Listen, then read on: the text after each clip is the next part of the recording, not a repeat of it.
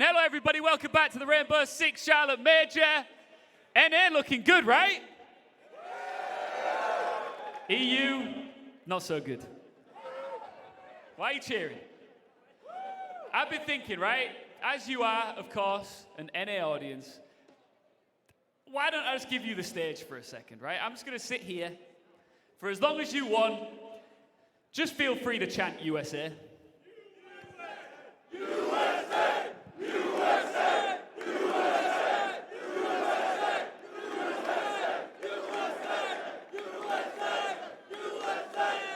I'm kidding. You guys are awesome. Congratulations on how well your region are performing right now. Do you think you've got another quarterfinal in you? You think so? One more? All right. We're going to find out who our final semi-finalist is going to be. Let's meet the teams.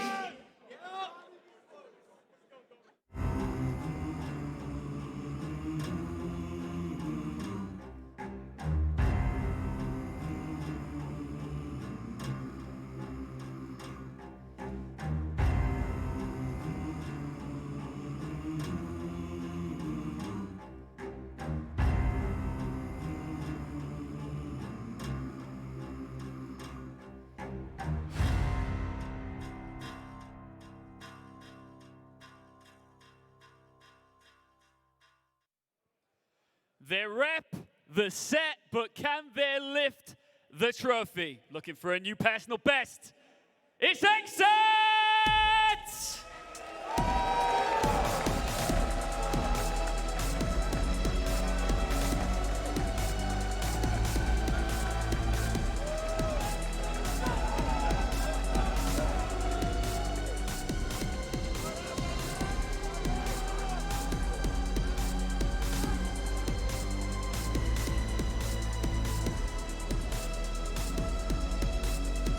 And their opponents.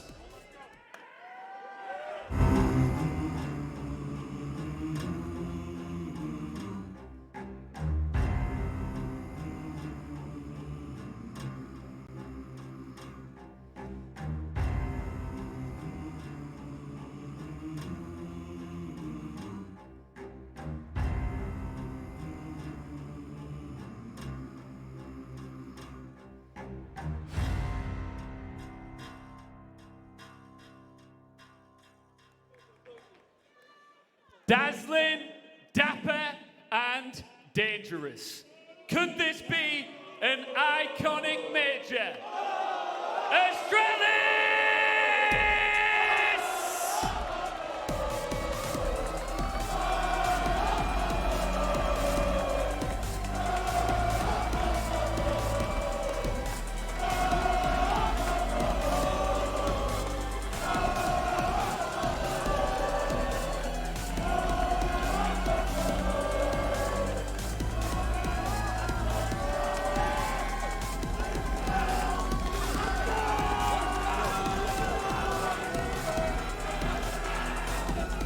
Both teams up and ready for it, please.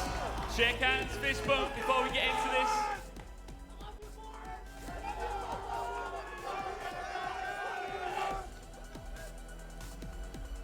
It's the way we like to do it for the final time here in Charlotte.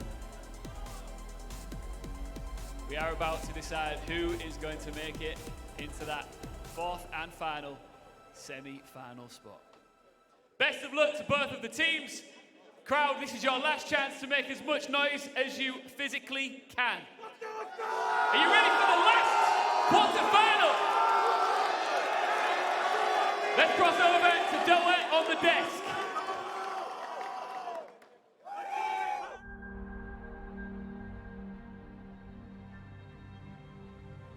Facing XSET, I mean, it's a team we're comfortable with from playing NAL. We scrimmed them a lot this season, so it should just be a fun, competitive match. Astralis is a good team, but it's going to be light work. We're prepared for this game. We're not going to lose. Our strategy going into this match versus XSET is just going to be to play Siege how we play Siege, and I think they already know what we're about. It's just time to prove it to the world who we are. We're probably going to focus on our game. My message for Astralis would be expect it and expect it.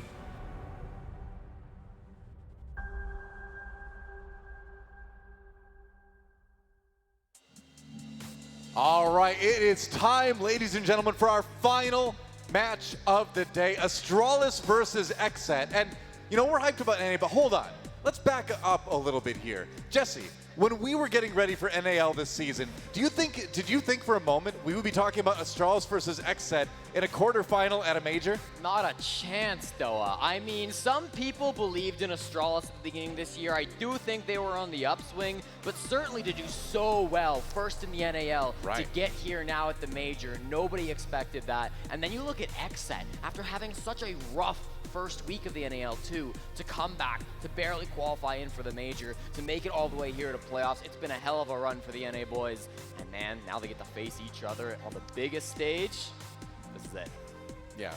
It is going to be one of the most exciting matches I think we've had yet, because both of these teams are explosive, right? We've got crazy aggression from XSET. We've got really great team play, very tight stuff, but amazing individual ability on Astralis. You know, Fresh, truly, you have to be overwhelmed by the greatness of NA right now going into this, don't you? I am, and I don't know how many times I'm going to have to say this on this NA desk, on this NA crowd. I am bowing down to NA supremacy this event. But this team, Astralis, they are an enigma for me. They are a team that I want to watch. They're a team that excites me. The way that they play Siege, it's just, it's hitting the spot for me, and I can't pinpoint what it is. I just love watching this team.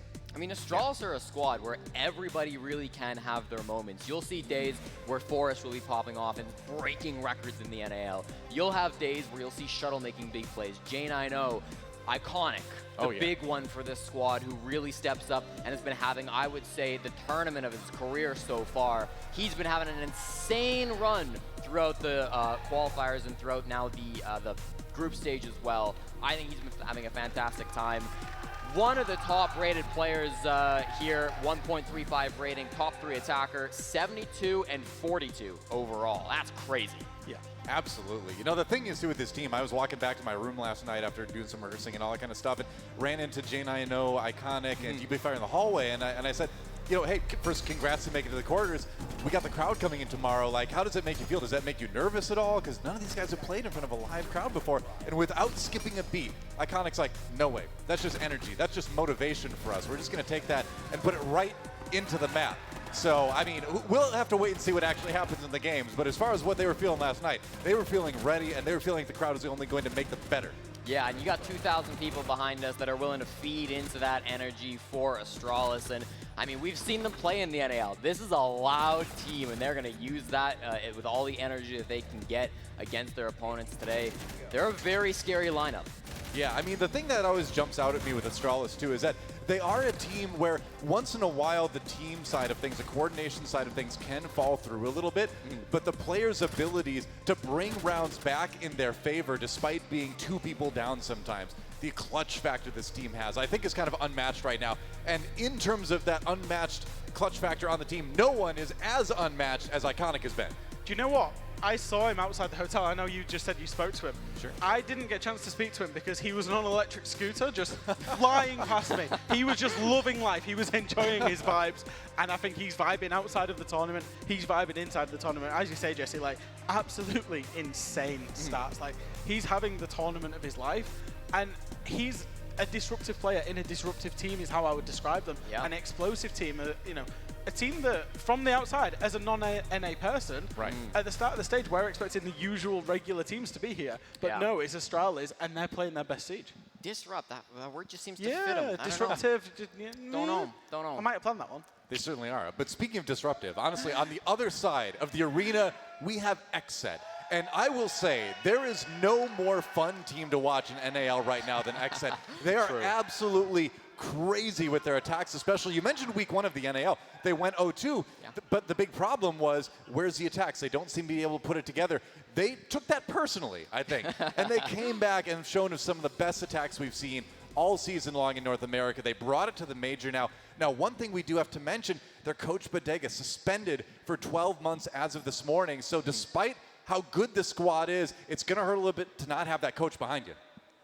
Do you know what? It is going to hurt. There's just no 2 ways about it. You know, you're losing your coach behind you, calling tactical timeouts, giving you that break that you need. But you need to kind of harness that hurtful energy as the players harness that anger and put it into your gameplay and go and prove to the world, because circumstances are against you, but you can make it work and you can use that energy for the better of your team. Yep. Time to be a professional. Time to take those circumstances outside your control and, you know, make them work, right? But that said, again, like, I love this team. I love watching XSET. I can't wait for this series. Both these teams are so good. Like, I'm just gushing right now. I have no actual, like, real point to make. I just want to get the maps. Doa, I mean, this is the All-American.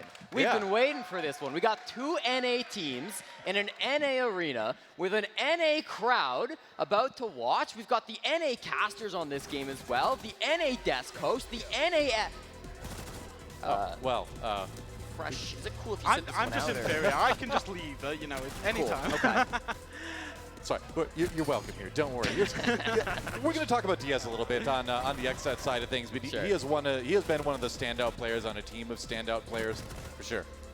Yeah, Diaz Luke is one of those guys that can really surprise you sometimes. I think coming in to this lineup, he was sort of on that aerialized core coming up from Challenger League, and Diaz has had a crazy tournament so far. You look at his stats, 65 and 39 throughout the tournament, 0.77 cost. He has been really popping off. And that last game as well, through the group stage, 100% cost in their final match to make it here into the playoffs. He has been really having a great time so far, and it's nice to see, because I don't think we really highlighted Diaz too often in the NAL, but now coming into the major, this is his time to shine. There's a lot of established names, you know, obviously Kino, and you're kind of moving across from Oxygen.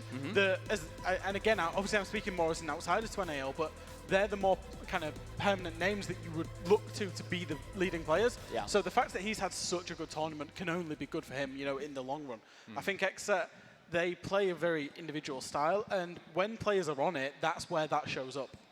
Yeah, and a lot of that style comes from the Brazilian style, right? It comes from that LATAM region, which, of course, like Bodega was a big part of bringing that up there. That's why he has so many Brazilians on the squad, to try to insert a little bit of that into NA. It's worked well. It's added a really kind of interesting element that I think has kind of elevated the other teams in the league, frankly, having to kind of like, you know, learn to play around this style. But it's time to find out where the battleground will be for this series. The picks and bans are in for the maps. Let's see where we're going. We've had a lot of teams lose their map picks, so I'm pretty curious about where these teams are going. And I think the fact that these teams obviously are regional rivals as well might mean it's not so clear-cut. We're going to see Astralis get rid of Clubhouse, which is a pretty decent map for XSET. XSET in return, they're going to get rid of one of Astralis' best map, their second preference map in Theme Park. They've got a 66% round win rate on it. Yeah, and you take a look at Astralis, one interesting stat to focus on, 5-0, undefeated on the 3 new maps that got entered into the pool. They've really been innovating a lot on Border, on Theme Park, and on Skyscraper so far throughout the stage. But we've now got the bans out of the way. We'll take a look at what they want to pick. I'm assuming we're going to see one of those new maps from Astralis. They get to pick one first. Everything in the pool except Theme Park. It's going to be Border this time around. That has been one that they've been a little bit more shying away from. Typically, Theme Park has been the one that they played the most, but certainly still, Border's a good map. We go to Oregon for XSET. This has been a map that for them, you know, they managed to 7-0 the Sonics, so not too bad, but it is their one and only play so far. So a little bit of a lack of experience, but certainly not a bad map by any stretch of the imagination. Yeah, we've got both teams going to maps that they really feel comfortable on. They're not going down the approach of go to an opponent's weak map. I'm not sure it actually works these days. And our deciding map, therefore, will be Skyscraper. And I'm just going to reference what you said, Jesse. Astralis unbeaten on the new maps. They're going to get to play 2 of them today. That's very true. And Skyscraper, for XSET, obviously we'll focus on Astralis being good here, but XSET, they played this map for the first time ever against Liquid on the final day of groups, and they actually managed to 7 for them. Looking at how good of a team Liquid is, that's a very impressive result, and maybe we're actually a little scared for Astralis to get to that third map. I mean, I think we just have no idea what to expect, right? Because again, you mentioned earlier that, like, you know, playing an opponent's map pick, it doesn't really matter at this level. It seems like all the teams are equally able to take each other on each other's map picks. I think that may prove true here with this one as well. But it's time to find out what's going to prove true as far as the predictions go. Let's see how things shake out as we ask our analysts. What do you think? We're going to send it to you first, Fresh. Oh, I think Astralis will win this. And I've got to be... I wouldn't cheer that because I've not been pretty good on my predictions today. Better than the coin. I think they've got a good read on how XSET play. And I think once you've got a good read on the team, it doesn't really matter what map you're going to. If you're in the form of your life and you've got a good read on them, there's no reason why you should lose that one. Yeah, exactly. Jesse? I'm going to back him up. You know, fresh picked Astralis, and Red Cube let out a loud yell. I'll do the same. Astralis. And he does it again. Listen, Astralis have been so consistent, the #1 seed from North America, and XSET, for my money, they're very good, right? They can do incredible things, but they haven't shown up every game. Spirits is sometimes not really hitting his shots on Finka. He's been that entry player that's been missing in a couple of their matches, and I'm worried that that might have an impact on them. We haven't seen that from Astralis. You take a look at the same player, or the same role, different player on Astralis, and Iconic's been so consistent, I gotta give it to him. That's right, so that means there's just one more prediction to go. Everyone choosing Astralis, and why wouldn't they, right? Although XSET can be surprising, can be explosive, but we'll see what the coin says as well. It's going to be heads, Astralis, tails, XSET. The final flip of the day, is it going to get one right? Who knows? Oh, it's heads. The coin says Astralis. All right, there you go. So, I mean, you know, even the coin wants to get one right, apparently, at the end of the day. Well, maybe. We'll see. Yeah. Maybe that's just like the death knell for Astralis in this series. I don't know. But we're going to find out. Without any further ado, it's time to send it over to our casters to get things started. Let's go. Astralis versus XSET. Take it away. Thank you very much, Doa. And ladies and gentlemen, it is time for the final quarterfinal matchup here at the Major. We have got two North American teams that had to clash up against each other. Only one can move forward, however, and it's the two newest rosters here, the two newest stars inside of the NAL. Astralis up against XSET. So let's get your opening thoughts on this matchup. Well, I gotta check in on some people first. Ladies and gentlemen, how are we doing? Oh, no. I know you can do better than that. I said, how are we doing? That's a bit better. That's what we need back in land. As for this matchup, John, I'm just happy to be here. It's North America on North America action. If you had to ask me, if you had to force my hand, I'd probably say Astralis is going to take this. I think it's going to take all three maps. XSET, a very feisty team. I'm excited to see them both play at land for the very first time. Obviously, we've got a lot going on with this matchup. The news earlier today, unfortunately, due to a violation of the Rainbow Six Global Rulebook, Buldega is not going to be able to perform with his team today.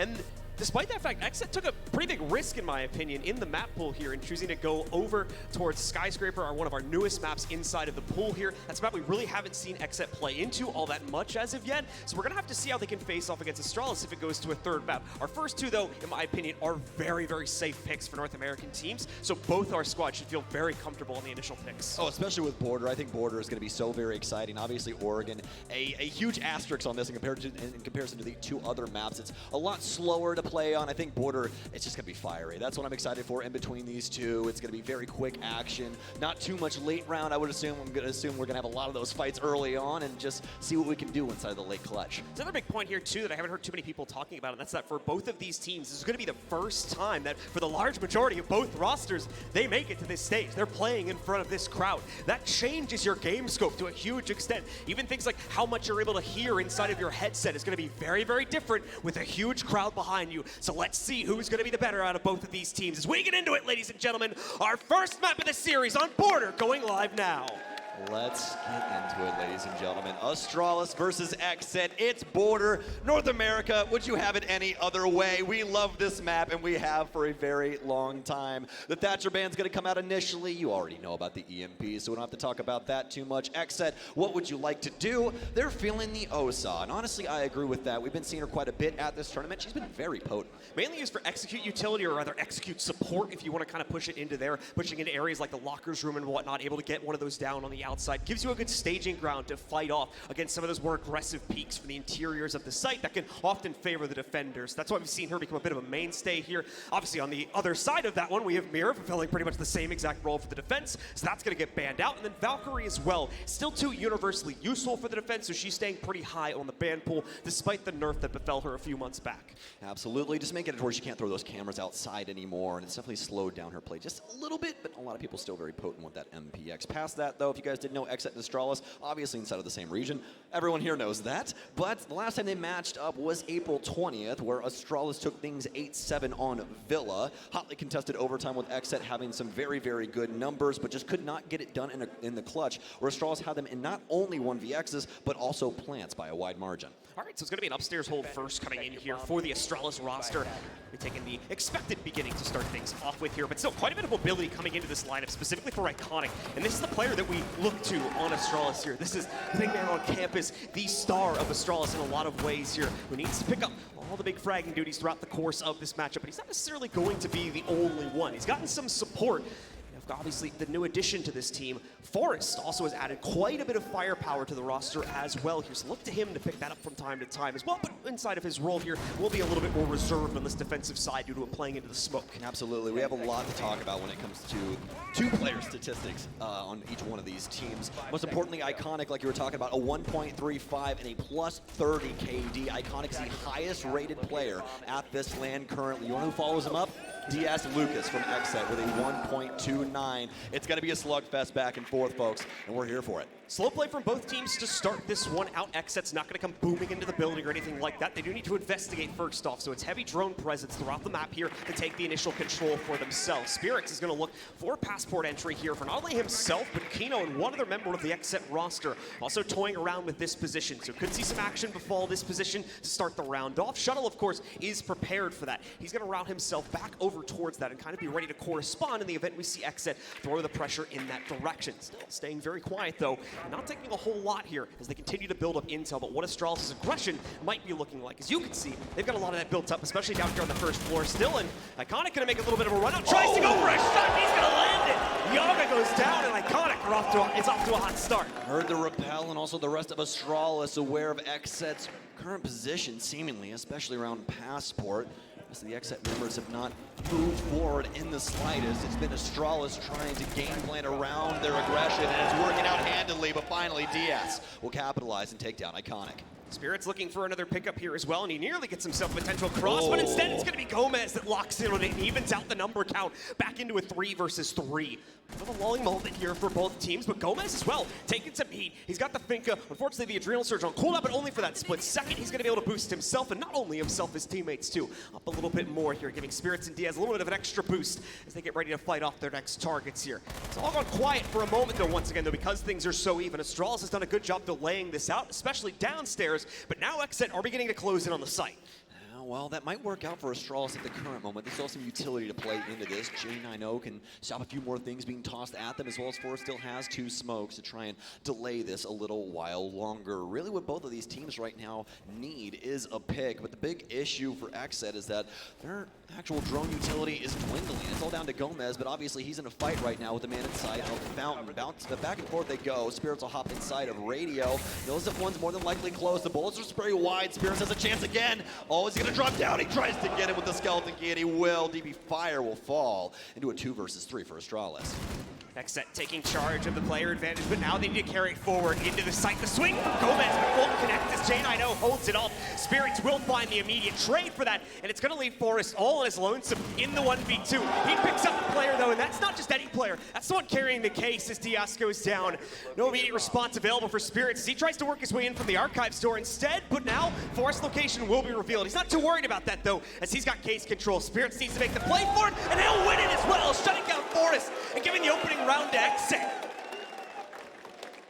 Very fortunate read there for Spirits, as there were so many different facets that the defense, especially Forrest, could have used there to try and win out that 1vx, but unfortunately for him, just could not close it out in the 1v2. Now, XSET are going to get away with the initial round after Astralis, with so much strong aggression, gets the early picks, but they just give up too much.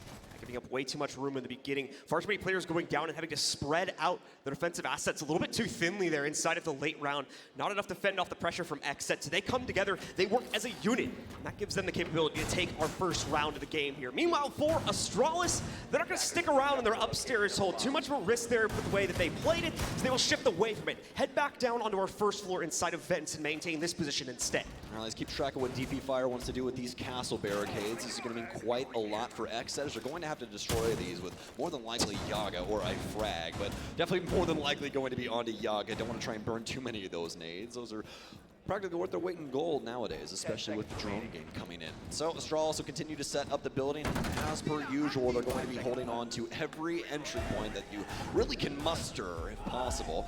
Holding on to the top floor as well as everything over towards like customs and even office. Just trying to make sure this top floor is very difficult for XSET to crack. So let's see if XSET can get that done now. As they're back out onto the field here. Same very similar lineup. DS, though, is going to try to get a handle on this additional roam game that's been really thrown all over the map for Astralis, at least if any round was any indication. So it will bring the Nomad into play, those air jabs being able to block off the rotates, and quite easily as well on this map, just due to the layout of it. There's quite a few choke points where defenders pretty much have to rotate through in order to get back to site, and those will certainly become a target for DS's utility. And that's where the congestion of border comes in and how the offense can punish the defense so harshly. Spirits will begin droning out Break. Nobody home right now from Astralis except Shuttle on a cross angle over inside of Office. Has a rotate out the triple as well, so he can manage top east, but nobody home there either. Has some of his sensors around, so they'll be at least able to get some audio on people moving throughout the building, and this is going to kill the first minute. XSET, they're banging up job of trying to get some information. Haven't given up the goods just yet. Certainly not the case. Slow build-up continues to be the way that this early round goes between these two teams, as they have so much respect for each other. Obviously, with both coming in from the NAL, they know each other at their own backs here, so they're going to continue to play this very cautiously, just to avoid making those early round mistakes here. Spirits, along with the other members of XSET, continue to wait out on their drone play, but at the same time, Astralis is ready with their own set of utility here. You can see Iconic nice and prepared with this Nitro Cell in the event. We see a more direct push from XSET, and I imagine that Astralis is starting to get maybe a little bit scared of a more direct play, especially because they've lost CCTV control, as we can now see. 3 players starting to build up their positions on the outside of lockers, but there's that Nitro from Iconic, sending Kino back down into a death point for this game, but at the same time, Spirits was able to exchange that out by knocking Forrest down elsewhere on the map. Iconic now low, but he's still firing out shots! What a headshot against Young as well to keep him in this fight. He's low, but that doesn't mean he can't pick up more frags here, as he's managed to negotiate himself a second, and he's now been able to dash away further into the locker room.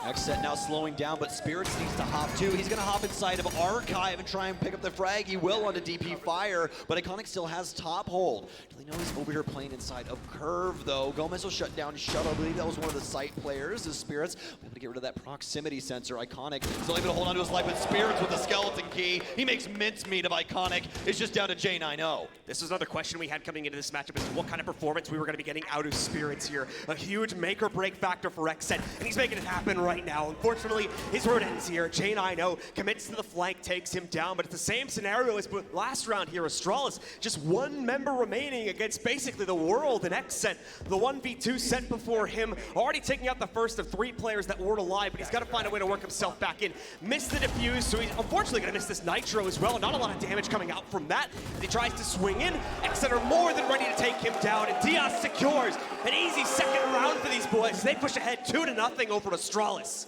XSET doing a very good job of maintaining focus on both areas of the map that Astralis were occupying. Not only damaging the site players, but also finally able to shut down the top hold. Obviously, J90 able to finally claim Spirits off the buck, but that really didn't matter. They gave XSET the entire site, and that's really what mattered at the end of the day. They were able to get the plant down and just oversee that instead. Obviously, the defender has to rotate all the way back downstairs. Usually going to be pretty unfortunate for them at the end of the day. You're lacking info, you're lacking really anything at all. Just wildly throws a Nitro Cell and makes an attempt, but it's all for naught at the end of the day. XSET 2-0 right now, as this offense has been clean so far. Astralis want to continue to get a bit more aggressive inside of this early to mid round. You can see that indicated as well by Forest selection. The Alibi is going to give him that capability to swing around a little bit more.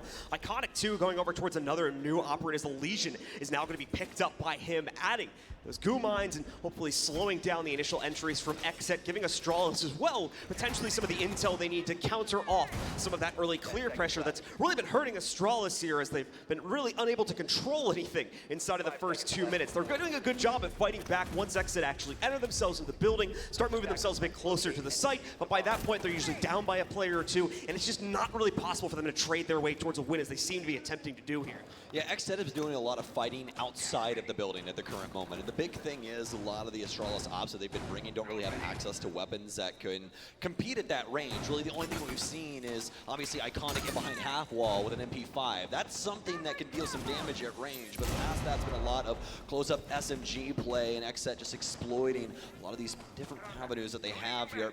They have a secondary hard breach, I believe, of the buck from Kino on detention. This will pop the wall open. J9O on the receiving end of potentially Gomez's aggression. Gomez off the drone now to see if he can make the entry himself, but let's see if anybody on XSET's too keen to actually push forward from that position here. The rest of them will move over towards main door instead and begin to possibly lean towards some pressure into the closet as well, since the window sits directly next to that. And indeed, Yaga will now take up that position on the inside. J9O will hear the signal from the other end of this building here, or the other end of the room, that he needs to turn tail and strike back against this entry, but not going to be given an opportunity to do so quickly. The Nitro Cells just kind of chucked away by him, but another exchange goes off between DP Fire. Spirits picking up 1-2, but J9O a nice snapshot to take down Spirits and stop the bleeding on the defense here. Not going to be able to keep it that way, though, as another volley of frags goes down, but it's into the favor of Astralis now, as they keep a +1 advantage. Well, Yaga on his lonesome over here as DP Fire is, or rather Diaz is upstairs inside of CCTV. He's going to drop down now, though. They're going to try and hold on to Customs. Case will be outside for a time, so somebody will have to go and retrieve that. The site actually tellers. They've made really no progress across this, as Astralis has constantly made Customs the battleground. Going to have to try and drone out and attempt to find some more Astralis members, but they're already lacking in drone info as well. They've got 3 drones in their own kits, but also 6 out on the field in general. DP Fire will be able to get 1 more here. Now it's all down to Yaga, who will quickly be killed by DP Fire. You know, the UMP, maybe not the best gun. Some would say the worst gun in the game, but it'll still kill you if you hit somebody's head. Yep, definitely the case. DP Fire on point with the roaming aggression there to try and finish things off quickly against XSET, and more importantly, get Astralis onto the board here. They'll finally lock down control of the site for themselves, exchanging out this 2-1 scoreline. XSET a bit more fearful, possibly, on the next upcoming round. Speaking of which, Astralis are going to lock in their upstairs hold coming in for the 4th round as they try to equalize things at a 2-2 scoreline with some interesting operator picks that we'll be discussing in just a sec. Okay, well, let's look into it, because I was paying attention to the chants that were going on out here. Let's see what the newfound pieces are. It's going to be an old classic here. Bandit coming in, DP Fire. We'll see what they want to use those Bandit batteries for. We don't really see any Bandit tricking go on all that often any longer. We did actually see it a little bit earlier today, but it's more circumstantial than it used to be. It used to be really the only answer for hard breach. Hey, just have Bandit sit here, see if you can get a couple of pieces of hard breach. But now, throw that curveball every once in a while, you can really get some important pieces of utility that the offense weren't suspecting, and you could run amok of the entire offensive unit where they have to try and funnel into the site now, and it could be extremely problematic, but it looks more or less like DP Fire is just sticking these batteries on things and forcing XSET to clear it. It's a bit more complicated here, as you were talking about there for Astralis, in terms of how they're going to set up DP Fire's utility. More so trying to block off access to the archives and office area more than anything else. That's where we'll see that deployed towards. And once again, Astralis going to commit a pretty decent amount of pressure downstairs into their initial 1st floor hold as well here to try to fend off the early clear from XSET. But XSET doesn't seem to be paying a whole lot of mind to that, at least not initially here. They're working their way forward, wanting to clear out the CCTV positions quite quickly, but they will have to somewhat respect these 1st floor plays. You're seeing Spirits trying to work himself past Passport into Customs now to begin flushing this out.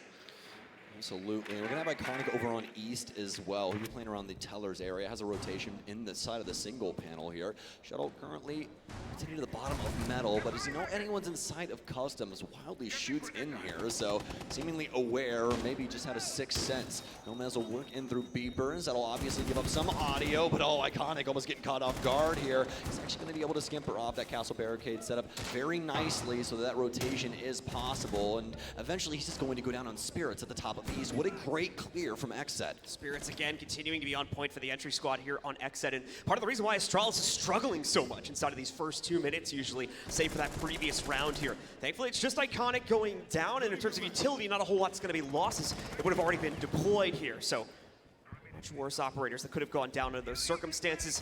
And as well, a minute and a half has been wasted away from the round, but XSET doesn't seem to be panicking too much about that here. They moved in. Here's a big play from Shuttle, though, as he pops back out from the inside of Vents. He's going to be able to move out, eliminate the entry squad from XSET, mainly in Spirits, and even out the numbers yet again. Yaga, though, will push it a step further from our attackers as he takes out J9O.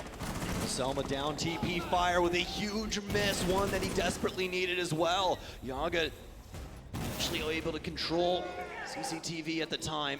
Past that, Astralis not able to fight back just yet. Shuttle trying to make a move. He's walking in east, and he has the kill. That's Case down, but still a minute for XSET to reconcile. DP Fire down and on the ground, looking to quickly rebound himself here, but definitely not going to be possible with the position he's gone down at.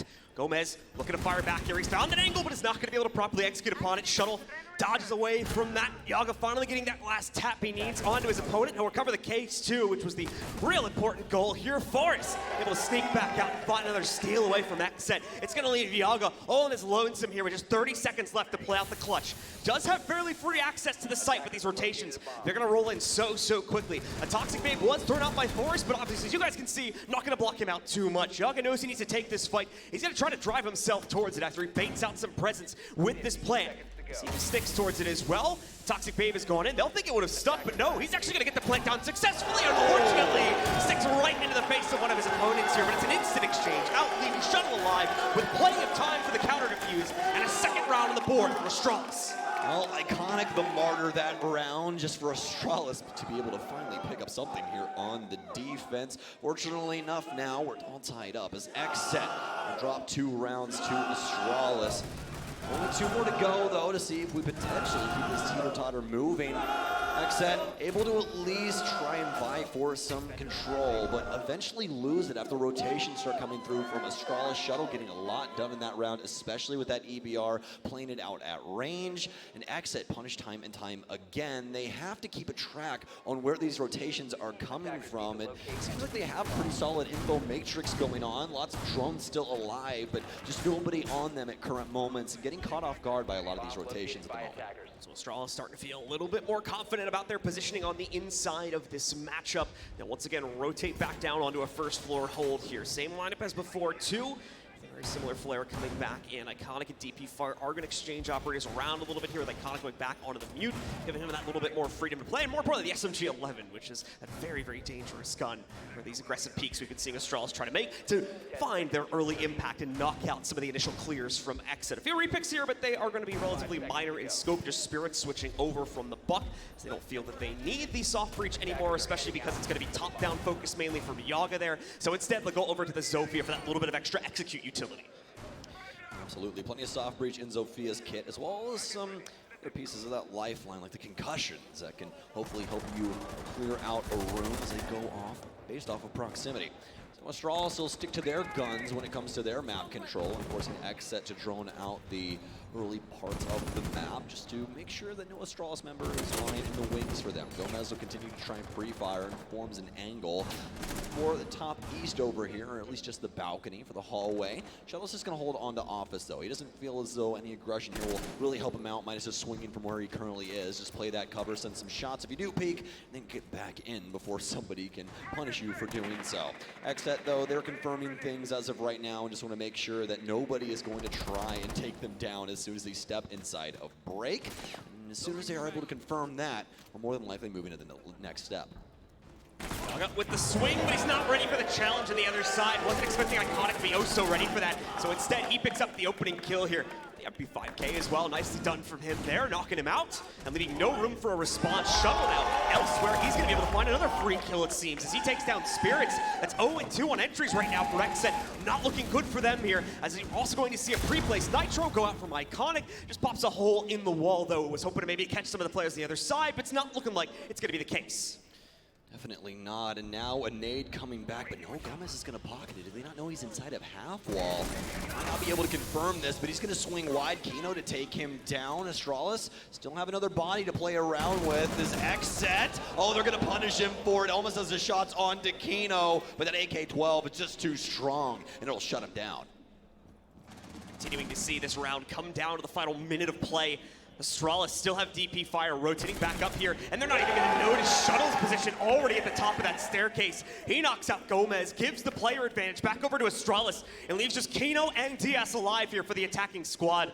Really split up as well here, thankfully still with case control. Not going to have the issue for the previous rounds, and nicely played by Kino. Walks himself right into a third kill as he catches DP Fire mid-rotation. Extremely unlucky for Astralis, but the 2v2 now. J9-0, 0 nitro cell, no impacts on Shuttle, just discs to be able to try and assist in stopping XSET from throwing any stuns or anything like that at them. But fortunately, none of the XSET operators have anything to do with that. It's all going to be down to gun power and game sense at this moment, unless there's some very hard info that we're not seeing. J9O will be holding down server while Shuttle's prone currently inside of Tellers. Has a rotation hole here, all able to tag up the Twitch, and the Twitch will go down. Can he find the second? Runs out of bullets, but now Kino with the quad. He's going to have to ace to try and pick this up. He's sprinting towards site, but if J9O plays this out properly, he should be able to stay alive, but he swings instead and dices him up. Astralis take the round. Astralis quickly bounced back into control there, although a valiant attempt coming in from Kino. Despite the role he plays, still one of the most impactful players inside of the fragging department for XSET here. Time and time again, we continue to see that, and the last round was a perfect example of it. Unfortunately, his teammates just not being able to give him enough support there and asking him to pull off too much. The ace will be denied, and Astralis will now take the lead away at 3-2.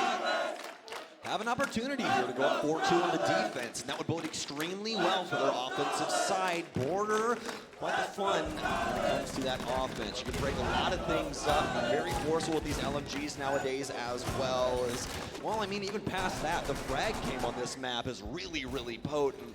XSET just has not been able to get things going past the first 2 rounds that they got. Astralis has made the adjustment, and now they are firing on all cylinders. XSET, it's time to do something here, but it's down to the last round of the half. More than likely not a tack timeout or anything going to happen at this moment. They'd much rather use it later on if they have something else to address when it comes to their defensive side. It's been very close so far here, so pretty sure both teams still feeling like they stand a pretty good chance inside of this matchup and that their overarching strategies are still working in the current moment. So they're going to continue to play as is. That could change for XSET relatively soon, though, if we see Astralis continue to pull ahead. But again, keep in mind the problem here for XSET. Again, they're not playing with their coach at the moment, so there may be an issue where they're not recognizing patterns they're locking themselves into, where things are not going the way they're supposed to. That pattern recognition is normally going to come from the coaching department, so XSET is going to have to step up a little bit in the in-game leadership department to be able to catch those sort of things and then call a pause when appropriate to correct them.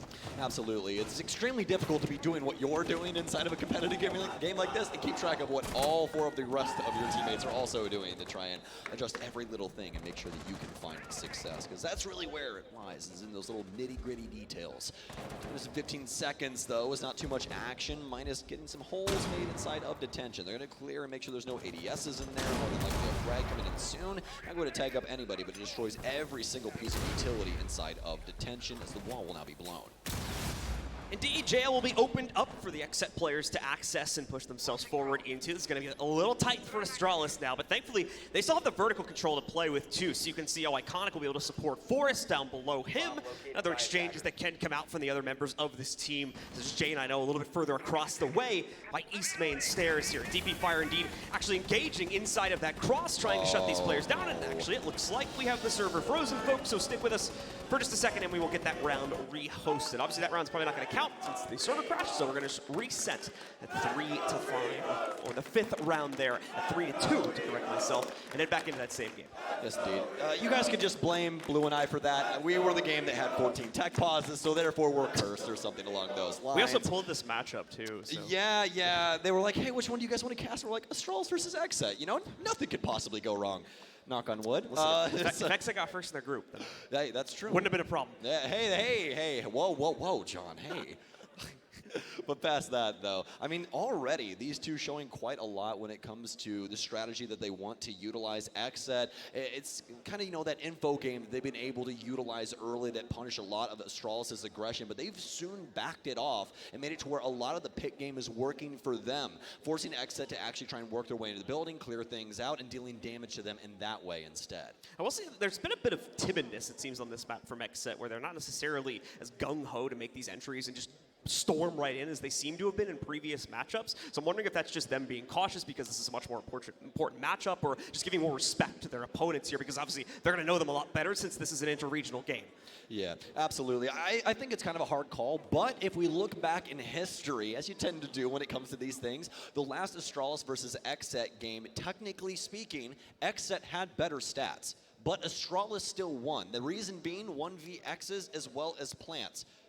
And that just shows exactly what we're seeing here. If XSET are extremely aggressive, yeah, you might have somebody pick up 3 kills, but Astralis is still going to win the round. They can't have that. And that's a big issue that they've been dealing with when it comes up to this play style and having to deal with Astralis. We're seeing it yet again here, but again, XSET's being a little bit slower, so it works out in their favor to where they're at least able to pick up a couple of rounds, but Astralis, they're capable of adjusting too. Doesn't seem like right now we're looking very heavily onto Spirits primarily in order to make that push forward, get these guys inside of the building. And when he goes down, really relying heavily on Kino, who in quite a few of these rounds is the only hard breach they have too to get those initial picks going. So now if you lose Spirits and Kino directly after each other, not only have you lost your most aggressive players, but you're also losing some of that hard breach capability too. So this is turning into a bit of a desperate situation here, but thankfully they're still holding it close, only just now losing the lead. So there's plenty of time for the XSET roster to still rebound here and could very well still even things out at a 3-3 scoreline for halftime.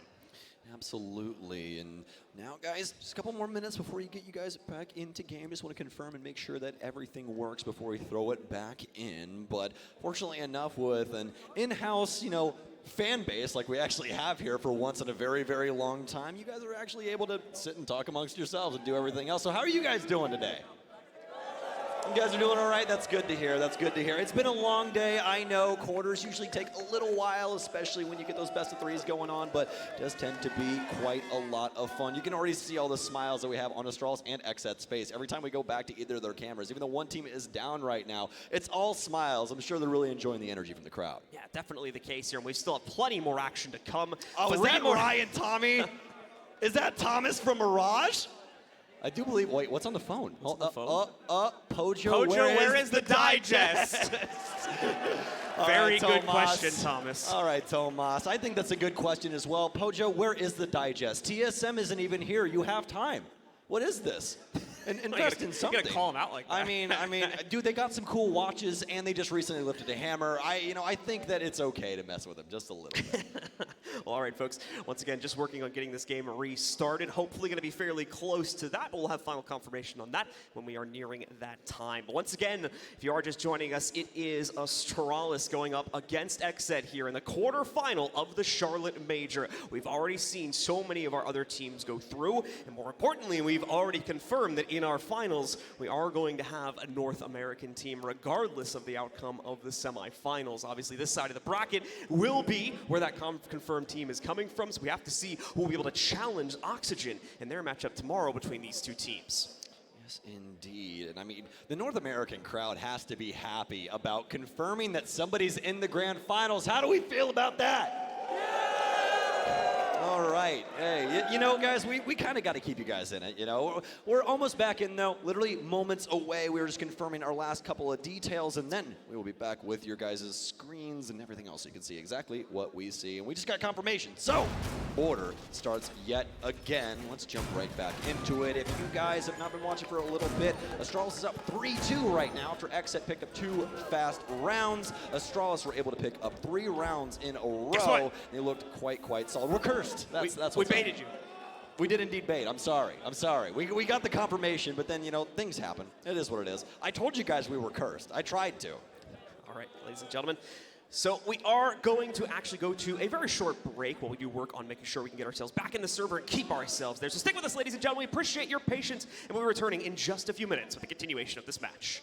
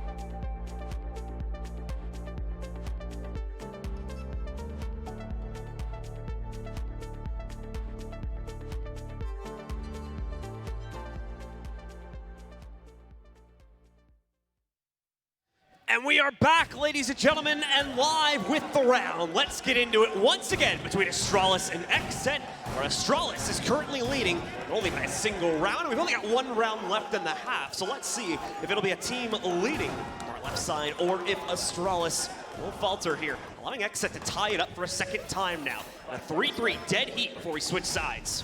Had some time to think about it as well due to the pause, so hopefully XSET have a better game plan this time around to try and pick up this round from Astralis after their 3-round heater they've been on. A potential to make this a 4-2 half and look really, really strong coming into their offensive side. Away from that, taking a look at what exactly Astralis is going to deploy towards here. Everything looking pretty straightforward so far, especially the pulling over there towards the 90 angle in the hallway. Spirits, you can see, trying to line up for a nice nade bank over the top here, but unfortunately it's going to get eaten up by an ADS. They have the drone supporting it, but still, another one will be able to bank itself forward, but at the same time, you saw him running up. Forrest with the Nitro shuts down Gomez on the way in, but at the same time, Spirits will get an excellent shot through the floor to take out DP Fire as he tried to shoot back from the top side of Break Room. Oh, I think they may be going for a swing here again, but Spirits will back off instead. Iconic continue to hold on to 90. Past that, Astralis are at the four corners of the earth right now. We have one site player, everyone else strung across the map. J9O, currently at the bottom of box. We're holding on to this for a time, but Spirits will now be getting rid of the tension. XSET still just trying to find some more info game. Obviously losing the member early on, especially their Finka, very, very damning for the round as you can't get any extra health. Kino continuing to maintain his presence on the drone there and scout out the interior of this site, more than likely catching at least a hint of the position from Forrest there as he continues to move his way a little bit deeper to the inside of Customs 2. Spirits, though, not ready to finally commit himself fully to this peak. See if he can find any of the members of Astralis, but they're not giving over anything right now. XSET are having trouble finding a safe path forward here, or a path at least that leads them into a kill, as they desperately try to find the angle that eliminates Forrest or someone else a bit deeper in the site, with the focus definitely being on our Bandit player right now.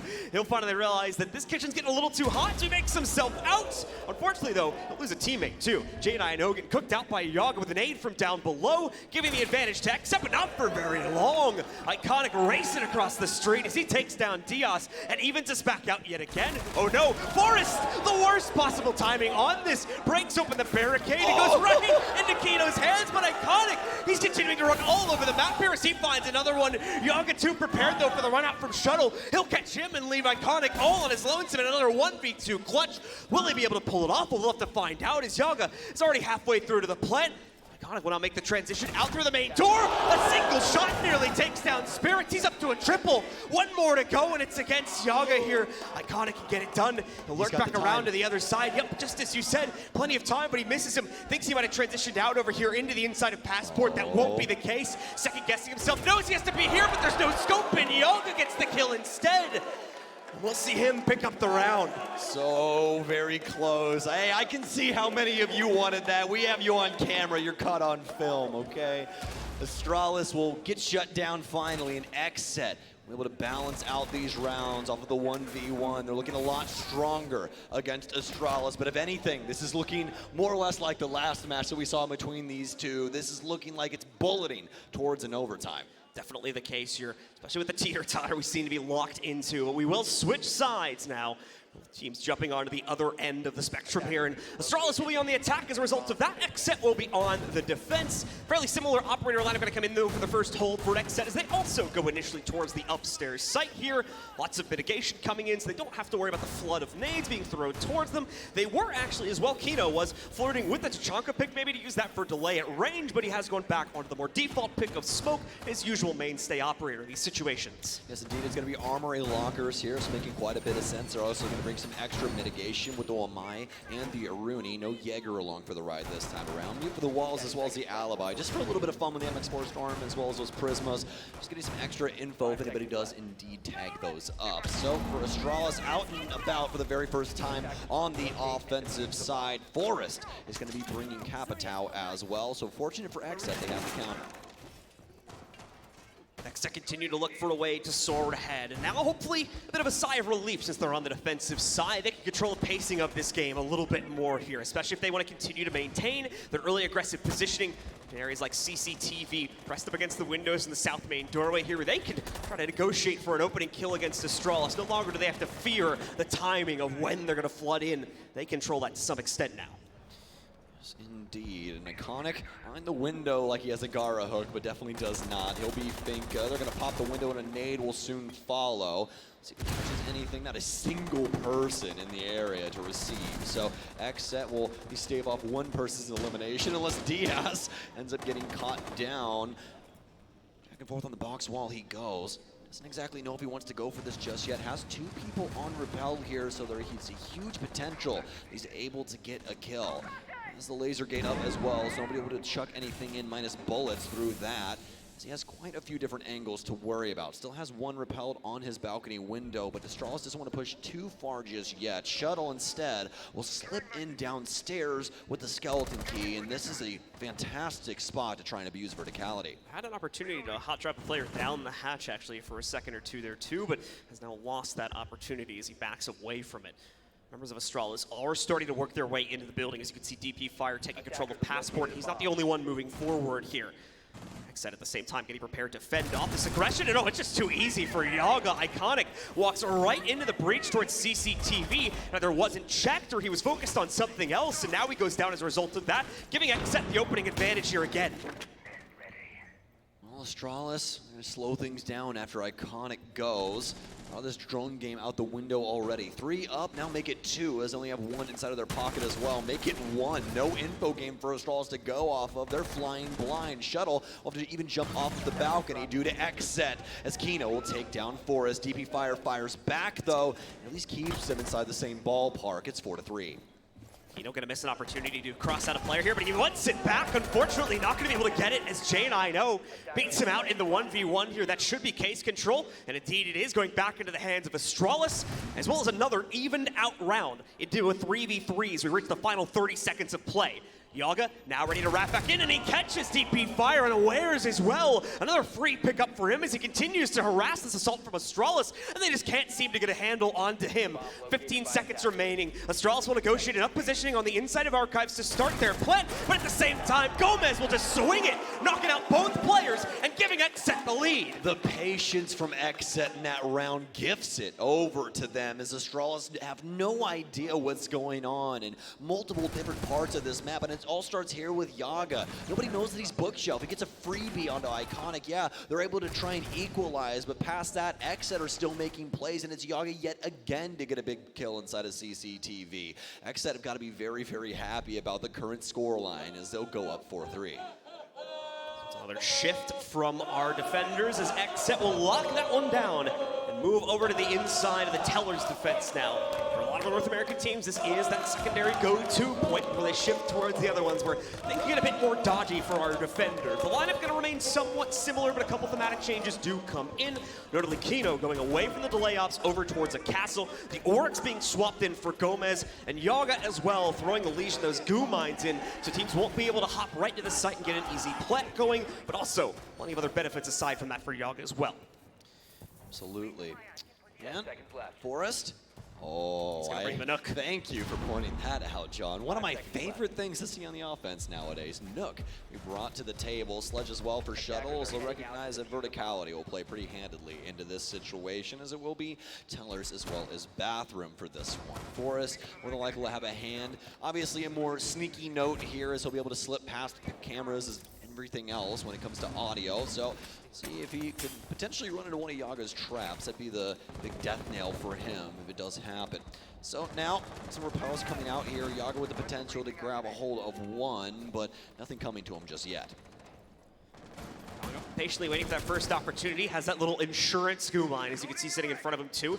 In the event that he gets distracted by like an Archives push here, needs to swing the other direction. That'll help him out to know when to swing back if an opponent tries to push him from both ends. Forrest, though, is going to be one of the players to truly attempt to do this. The drone will distract our player up on top, and they'll wrap into the relative safety of the inside of CCTV. Not going to stay that way for very long, however. Forrest waltzes right up and says bye-bye to Spirits, as it's finally a clean opener for Astralis now, as they push it 5v4. Incredible timing there for Forrest as he slinks up metal, a frag grenade out, and Yaga's dead to Iconic. Astralis They're starting to heat up. Charlotte, can you hear them? As Iconic will take down yet another. Iconic gonna see if he can get even one more. Another player still waiting over here closer to East Main. And indeed, in position to somewhat challenge. The nade getting cooked for it, but they're gonna back up. They'll be getting away from that. Diaz, a smart choice in the long run here, especially now that he hears that nade go off behind him. But ultimately, it's probably not gonna end up mattering much as Kino, he's already been lost. Diaz is alone here. He's gotta fend off the entire Astralis roster. He won't be able to take down a single one. A fourth kill goes on the board for Iconic. And Astralis bounced right back into a tied position at 4-4. What a round for Astralis. The building blocks right off rip from Forrest. Fantastic drone info coming through, knowing exactly the positioning of Spirits at that moment and slipping through the cracks for the player who was managing metal at the time. Astralis, specifically Iconic, starting to heat up. His teammates laughing about it there as they can hear him screaming into his mic probably inside of the team speak. So Iconic popping off, and for good reason too. A fantastic round showing up for him there. Was missing him a little bit, was seeing him obviously still lead the charge for his team. As you can see, obviously we have the rehost, so these stats aren't complete, but on top, it's 6-2, but that doesn't necessarily tell the full story. A little bit more hit or miss here, only a kill or two, but that round finally changing up his own fate and bringing that massive contribution that we know him to do for this roster. That's just how strong of a gun that is for Finka as well. Iconic not even having to reload throughout all of that. Just gunning down XSET member after XSET member until they're all gone. You get the equalizer 4-4. And I mean, we talked about it previously, but this is looking more and more like an overtime the closer we get to match point. This is only map number 1. We've got Oregon coming up next as well. And then Skyscraper. Yeah, the real curveball there. So we're gonna have to see how our teams will be prepared, because that could get real wild with how little it's been rehearsed in officials, at least, for both of these teams. Yeah, just for Astralis, I'm pretty sure the only time that we saw them play it was up against the Sonics at the very beginning of the NAL. So past that, really nothing going on minus, their scrims, and we don't get to see those. As the analyst just mentioned, there was one play for one of these teams as well against Liquid back in the groups, where actually ended up faring fairly well. So XSET might be a little bit better off there picking into it, and they might actually be somewhat secretly prepared here as they kept it in their pocket, saving it for the bitter end of groups and coming here into the playoffs now. But either way, we are already 45 seconds into the action phase of the round. Astralis beginning to focus more so on their utility and intel here, as we can see Shuttle just going down the speedway to get himself a little bit deeper into the building and make sure that there's not going to be any first floor roam presence looking to interfere with these initial entries that Astralis will try to go for inside of Passport. Yeah, the south side of the map right now for XSET is barren. There is nobody home around stock or anything of the sort. The nearest player to this space is actually all the way up in CCTV at the current moment. They have some other people around the area, obviously one inside of Armory and one inside of Fountain, but past that, XSET are trying to stick to their site control. This could give up quite a bit of early map to Astralis, especially on the bottom floor. But it's really about what they do about this top hold and how XSET has held influence over the bottom site with this. Jane, I know continuing to move forward, and he may very well have himself an opportunity here soon to find impact. His teammates have already pinged out the CCTV player, and Spirits is just not ready for the engagement.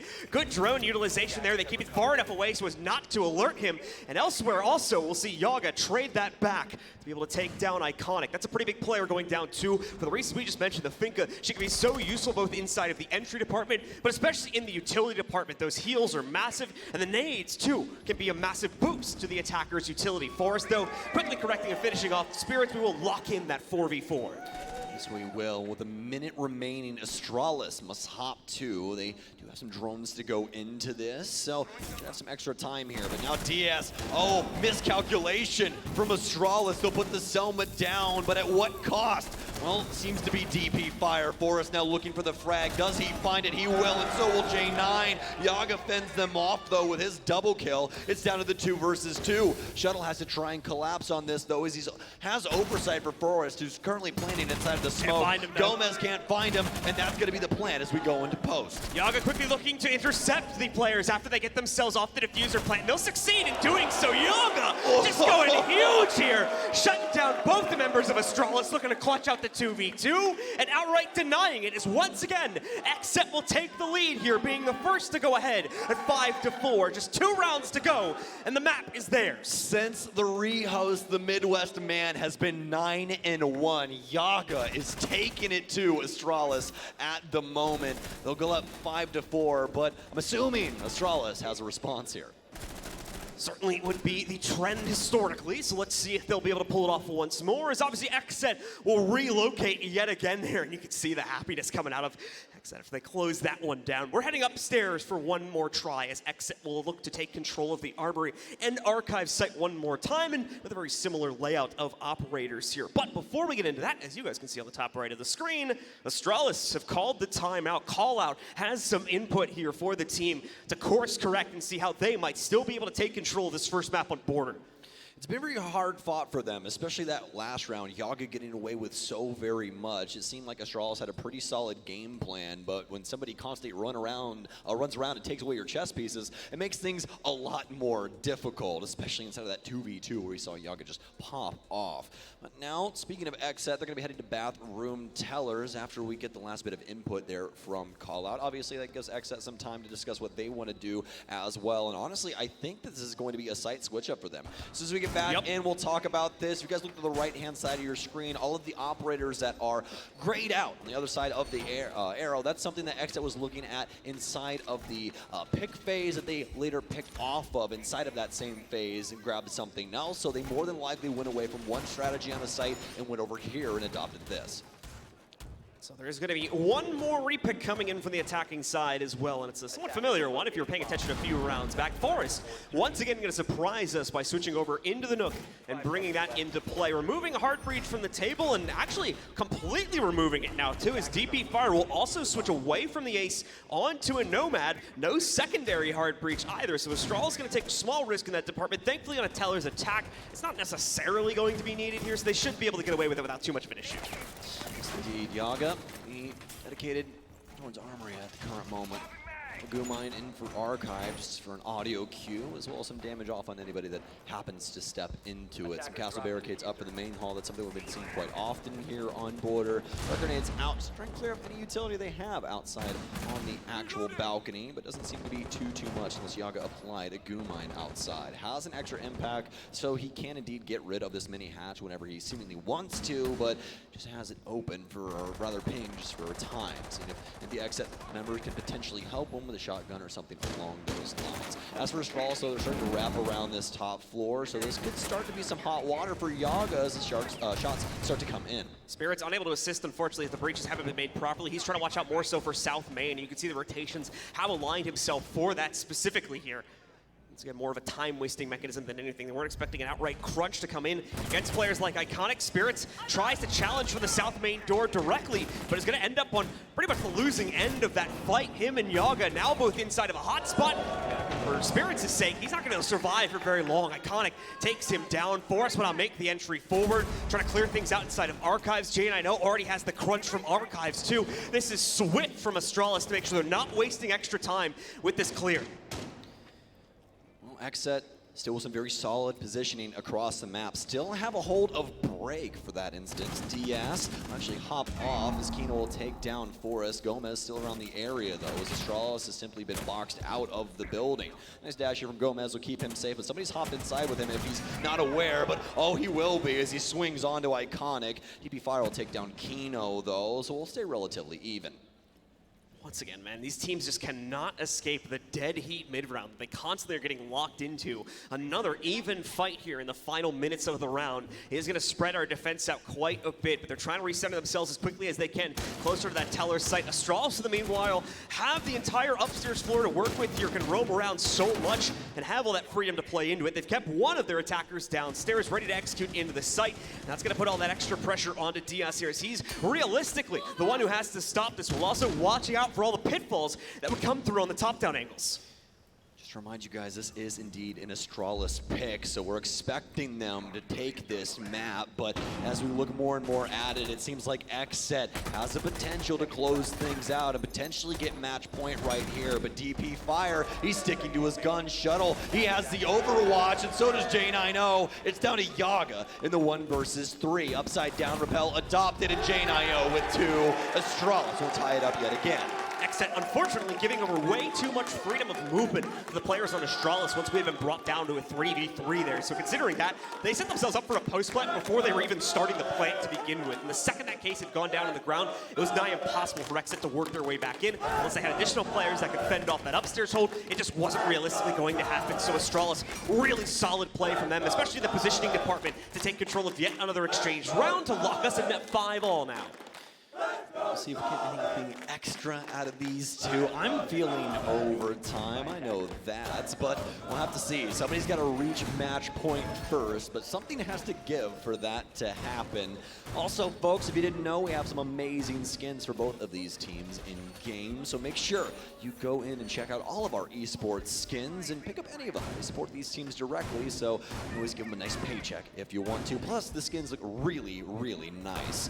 And past that, though, only 15 seconds remain here until Astralis is out on the board. XSET will be on the top floor yet again here for an armory defense, and this is looking very, very similar to what they brought the last time. There we go. Astralis will be spotting out in the second. Farsh is going to hard commit himself to the Nook this time as well. No need for tricks and trying to sneak it in on the repick. Shuttle will try to do that with a sledge, but that's not going to be anything earth-shattering for the members of XSET to adjust towards. You pretty much expect him to come into play on most rounds nowadays, so they will probably read into that well in advance here. As they're just finishing up, then redecorating, mostly opening up the rotate here. The Aru need to be able to open up a path forward for the CCTV rotated extra. Magnet will be thrown in by the Wamai as well to support the position of Yaga, playing from the inside here. Well, now, so Astralis is droning out the building, whereas Forrest is more on a direct route here. He's going to check his drone here for just a split second. Turns off the Hell sensor and see if he can slip in through customs. He'll be able to do so. Goes for beeper side, and looks like he actually ends up being discovered. Yaga is seemingly aware there's an Astralis member outside of the break door, but nobody willing to challenge him just yet. XSET want to try and delay out for an extended period of time here, but they might lose a body. Frag grenade more than likely not going to catch anyone. A little scary there for a split second as it bounces back towards Forrest, but it won't deal any damage to him. Forrest priming the second one, hoping there's going to be someone up on top metal stairs beepers, but again, mistargeted. Not going to be able to lock anyone down here. Shuttle will attempt to do it one more time. The hatch is open, but Shuttle reads into it. He catches Yaga, falling back down to earth and knocks him out to give Astralis not only the opener, but two more on top of that. Nice flick with the default hand, because why not at this point? Forrest, beautifully shot there. Two more kills going into Astralis' pocket, leaving just Gomez and Kino to fight off the entirety of the attacking roster. Forrest showing us his athleticism inside of that moment, even onto a default cam. It's up to XSET in a 2 versus 5 to try and keep this teeter-totter going. Les Astralis will take the lead. A huge kill from J90, and it's on the lifeline of all things. It's down to a lone soul. It's Kino to try and win it out. Currently inside of break. He challenges back out towards east, but he's got predators on both ends. One east stairs, one on metal. Pre-fire through, no, goes for the challenge. Dips back in, goes for it yet again. Knows one's here, continues to try and apply the pressure. Has the shotgun out, but it's going to give Forrest plenty of time to slip in behind him. And Astralis will take the lead 6-5. For members of Astralis, they will finally break the chain, break the teeter-totter they've been going back and forth on here, and take away the leading round for the members of XSET. They've only got one opportunity to end it inside of regulation, though. It's going to be here and now, so XSET will finally utilize their tactical pause, as Kino has got some things to say. Now we'll see what they want to go for here. I mean, XSET, the strategies had been working initially, but now Astralis has really changed up their game plan. They've been quite decisive with this play, especially with the Nook. They've been getting away with so much, especially for Forrest's sake. That round there, obviously a highlight reel for him, but past that, Astralis building up around him really made that round what it was. Constantly applying pressure to these XSET members and making it to where they're not really allowed to escape the area in which they're playing. So it forces XSET's hand as they try and just challenge things out against Astralis, and they die time and time again. But now XSET, fortunately enough, since they do have that tactical timeout, they're able to take some time and discuss this. We'll have to see what the adjustments are as we're getting back into game. Now ventilation will be the site. The interesting thing with the Nook play from Forrest, too, is they aren't even really trying to hide it anymore. They've 6-picked it in the first attempt, but ever since then, Forrest has just been locking directly towards it. He's finally going to move away from it now, so psyching out the XSET roster a little bit, as they may potentially still expect it because of the previous round here, but he's finally going to give it up and instead bring the necessary hard breach in order to get themselves into the site. So he will go over towards the Thermite. DP fire will be on backup, of course, on the ace here. And aside from that, an expected volley of attacker utility with the Finka being the highlight of it still for Iconic. Yeah, XSET was bringing a really solid lineup to try and deny anybody from sneaking into sight anyways. You were going to have the Goo Mines as well as the Banshees, so he wasn't sneaking past any of that when it came down to it. But except for that, Astralis will be bringing the Thermite, as you said, some extra hard bridge along with the Ace. Also Shuttle picking up Sledge there on the tail end. The L85 always a strong weapon, especially with the frag grenades that Sledge brings. XSET looking for some early aggression. It's going to be Gomez on a Pixel as he'll dash across the hallway and back into office before he gets gunned down for his positioning. Gomez just sprinting through here, wants to open up a bit of a run for Spirits. Me, Trying to move out of the way there. Yep, just get that done real quick. So Gomez will open up the path forward here for Spirits to play a little bit deeper into the inside of CCTV to continue wasting time here, opening up the top downs too. But I'm going to be honest, those probably won't be able to be used as we're already kind of past that point for Astralis. They've opened up jail. They're going to be moving in and taking control of it probably at some point in the next 30 seconds or so, or at minimum, using the pressure they have from the breach to force Iconic towards the outside here. Their drone presence, though, not working out so well to begin. As you can see, Mute Jammer's blocking the path forward, and at least one drone has succumbed to that. Forest attempt to drone out the rest of CCTV. They have to worry about a singular player upstairs, but past that for XSET, the southwest side of the map is completely empty, including vents. It's all upstairs inside of things like CCTV as well as Armory. We see the current gentleman sitting right next to the door. Astralis, there's your twice cut once type of play here, as they're not trying to oversell. XSET obviously has the potential to punish them quite hard, especially for Yaga's sake, as he's practically been the crux of everything that's been going on for XSET at the current moment. If they're able to get rid of him, they're more than likely going to win this 7-5.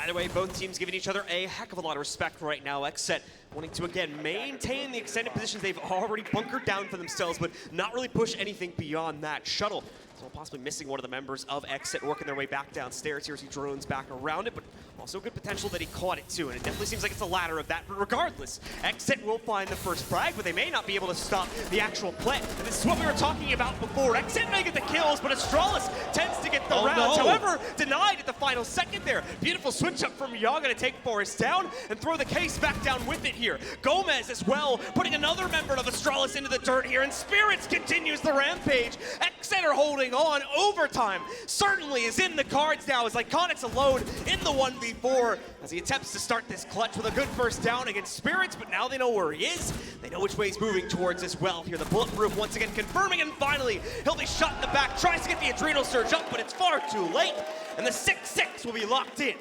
Yaga has been so strong for XSET at the current moment. Seems like he always has the opener up against Astralis, and at the current moment, he's already in double digits as we enter overtime. It's a dead heat, 6-6. We'll have Astralis starting off on offense yet again here, but it doesn't really seem like there's any side that's currently favored. Yeah, both teams know each other so well here, so there's not any huge advantage to be gained for playing on the alternative side here, just because of the rounds teeter-tottering so much, as we saw there, even with Astralis finally breaking through, able to breach this one-round curse that both teams have been locked into. It wasn't enough.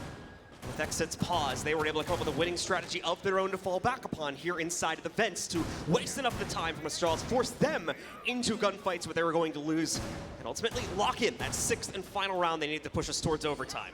Yes, indeed. And, well, would it be overtime or really the beginning of anything on a defensive end of border if you didn't go to Armory first? That's the real question. XSET, that's where we're going to allocate ourselves for the time. Going to get rid of the Oryx inside of the pick phase, pick up the Mute instead. Definitely a better pick. Oryx, obviously quite the fun op. You can hop through hatches, have some really strong flanks, as well as do what you've seen other of these squads do. Dash around the map and get out of dodge a lot easier. But Mute's going to be able to hold up walls as well as damage the info game of Astralis, and in my book, that's quite strong against them at the current moment. So, XSET has the defensive edge here as we move into overtime, but will they be able to utilize it properly? As we were just seeing from Astralis, they have great capability to clear out this extended game, and more importantly, give themselves an easier time getting into the site. But XSET as well, learning their lesson, cooling off the aggression somewhat slightly here and using it more as a capability to waste time than anything else. They're forcing Astralis into uncomfortable positions where they may just not be able to get their job done. Gomez, however, still wants to lean in for a bit of aggression here as he'll swing himself over towards the main door. Yaga will still be your go-to player to maintain presence here inside of CCTV, though, and fend off the initial jail clear should Astralis have went for one. However, from the silhouettes here, it's not looking like that's going to be the case here. DP Fire instead creeping up over towards South Main. Well, Yaga is going to have some help from Spirits inside of the main hallway. 90 starting to get chewed up by these Selmas now, but that should be destroyed quite handily. Yes, Yaga will be able to clear that out. Default Cam will get shot from Shuttle, but not too much happening past that. It's been a lot of utility exchange as well as vying for map control, but neither one wanting to give the other an inch. XSET not overextending. Astralis not trying to send it just yet. There's still plenty of time here, and why we want to try and muddy things early. Drone in from Forrest. That was the Twitch drone that was on the roof that he was using early on to find some info, but instead he'll now hightail it into the building to see if he can potentially find anyone, and he will inside of 90 hallway. It's going to be the Omai again of Spirits as he'll scamper off. Forrest also looking for the appropriate opportunity to get himself into the building, and they will try to look for that as DP Fire begins to lean in over here towards East Main, careful of the potential catwalk presence that may be positioned there from the XSET members, but there's nothing really to be feared here. They'll need to get another drone in to confirm that. It's all centered much more around the site, as well as the archives and office area. They're running out of time to properly clear it. This position from Shuttle could serve to help it out, and DP Fire as well, trying to chase down one of these players. They're actually not going to kill anyone. They're going to go directly for the archives plant. Nitro in, but it's way off the mark. It's a deep plant, and even better for the members of Astralis. Iconic's got an opener with a frag. Gomez, he'll move forward, take down the player outside of the archives window, but Forrest can now take up that position with him having planted the case. This is going to be such a rough retake for XSET again, because Astralis have done the same thing they did on a Teller's push a few rounds back. They set themselves up for the post plant as they were getting themselves in to do it here, but what a run out! Spirits and Yaga both making impossible impacts here. They're on the counter defuse all of a sudden. Spirits brings it down to one, and Shuttle cannot maintain at the beepers. XSET go up on map point first. There is no way that XSET should have been able to win that with how things were set up. You have a player on balcony, a player on AC. So many people having their eyes trained on that position, but still XSET just dry swinging these windows and these angles without every single engagement. John, that's not supposed to happen. Not supposed to happen Not supposed to happen. I thought the round was done for with those positions that members of Astralis had, but no, it wasn't the case. XSET refused to go down without a fight, and they pick up that opening round. Well, XSET has the opportunity to close it out, and I mean, my God. Look at Yaga's score right now. 12-3-1 with one OBJ plant, or rather diffuse, that he got on the defensive end when he ended up winning that nice clutch with one of his teammates. So past that, XSET now have the opportunity to close us out. Astralis, we're going to be starting things on defense yet again here for the very first time in a little while. And well, where do they choose to go, John? It's going to be vents here, and it's looking quite straightforward to what we've seen previously, especially with DP Fire coming in with these castle barricades. It's a massive surge to Yaga's performance just to continue that point for a little bit here. Coming into this team as well, obviously a bit of a highlight for due to his performance on OXG and his attachment to Kino coming over towards this roster, but a little bit hit or miss, I would say, inside of the NAL season. Never really the talk of the team necessarily in post-match discussions, but in this game, it's got to be the case here because he is making up the difference that is pushing XSET forward, allowing them to still potentially stand a chance in taking away Astralis' map pick here on Border. Yeah, I'm absolutely sure that the rest of XSET would have a lot more kills if, you know, Yaga allowed them to have them. That's the big thing, is he's just got a bigger bucket. He just keeps dropping them in there. Yaga will hold on to the wall for a time, though. Forrest not going to challenge this, as he's just going to hold things around mini. He's got a deployable shield set up here. He is not moving. It is deadlocked with this mute jammer, as well as some electrification on the wall to make sure that nobody can get easy access to mini. Yaga will connect to the two buildings in kind of a makeshift way, just sledging these back and forth so they have some pretty equal rotates, but this could also work for the defense if they end up clearing out this area. But speaking of clearing, Yaga start moving forward here, and this could get a little risky. The smoke in play, Yaga playing right on the edge of this. Iconic has a nitro cell out as he's in tow with Forrest. Again, just like our last round, nobody looking to challenge just yet. Yaga does have support from one player here. The swing comes in. The nitro toss is going to be way too late. Yaga's long gone from that. And we can see the support system that's been set up for Yaga a little bit better as we take a look from that top-down view. This nade, oh, this could be dangerous. It's going to get chucked in. They might have been aware of it, though. They started to back away. They knew something was up, so they got themselves out of dodge from that potential nade toss. It's going to come in later, and oh, it actually sneaks over to Iconic somehow, despite him being behind the lockers there. Still an opportunity for them to bring him back up, and Forrest will indeed confirm that. Forrest as well, back over to Mini, where he's got safe harbor to fight the rest of this out, but oh no, what is this? Gomez, he's gonna walk right in. They have no idea this flight's alive, but no, they escape to Mini yet again, and the support comes in from Shuttle here. Kino responds by taking him out, but at the same time, there's still that additional player on the inside of Mini here, and they have no easy way to flush them down just yet. Astralis, they've made it out alive. You thought the crunch would work from XSET, but now it's all going to the wayside. Astralis, can you make this stand in a 4 versus 4? Still have some hard breach to use for Kino's sake, but not enough to break open a hatch. You need 2 of those. With a breaching charge, you can make some verticality and get a kill. They're gonna take the man advantage yet again. He'll get rid of that mute jammer as well. Astralis, they have to play this so very close to the chest, especially with Iconic's HP.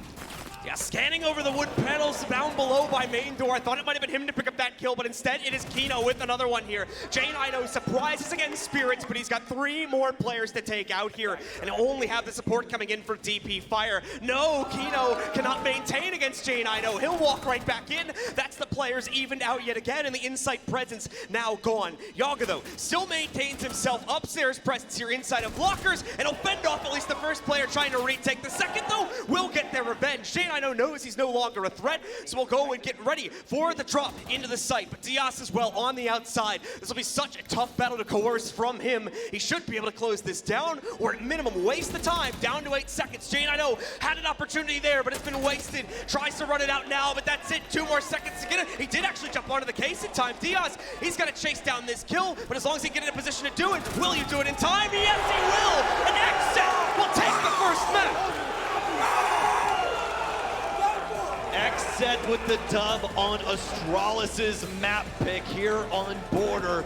It's an 8-6 victory for them, as Oregon will be on the docket for our very next map. No coach, no problem for XSET as they win out the first map.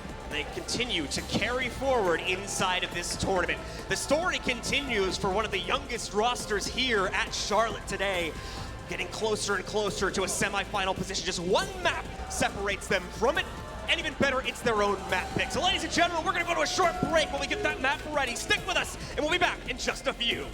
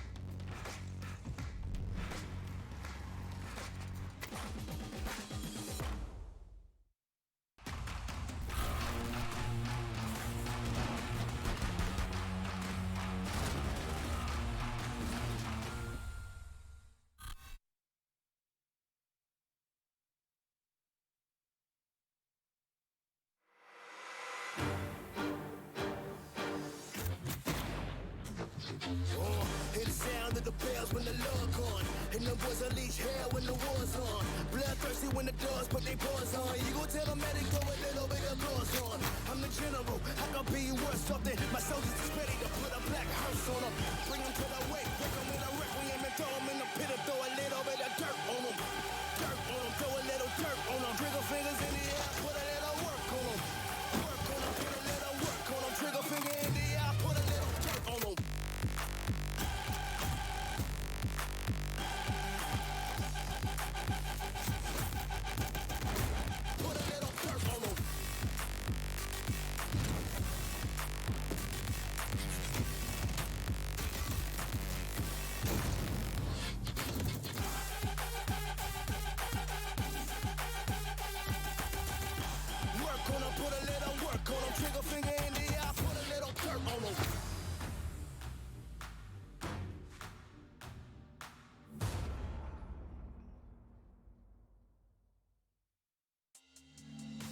Welcome back, everybody, to the Rainbow Six Siege Charlotte Major. I'm Doe, your host here, along with Fresh, Jesse Chick on the desk, and guess what?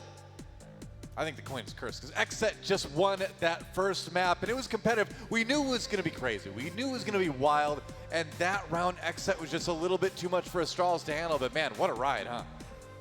I mean, this is a game that I think we really expected to go the distance. Maybe not all the way to 6 rounds on the first map, or, you know, 8-6 rounds, that is. But, I mean, this was still a, listen, this is a fun one. We had so many, like, early gunfights in this matchup. There was always something happening. The roam game was always engaging with the attackers. And so it ended up being a really fun and exciting match here on Border. And I don't know, there's some people that don't like Border. I think it's a really fun map to watch. I think it's a map where when you say we've got 2 exciting teams, we've got 2 disruptive teams, 2 teams that are full of gun skill, stick them on a map like this and just let them go hammer each other.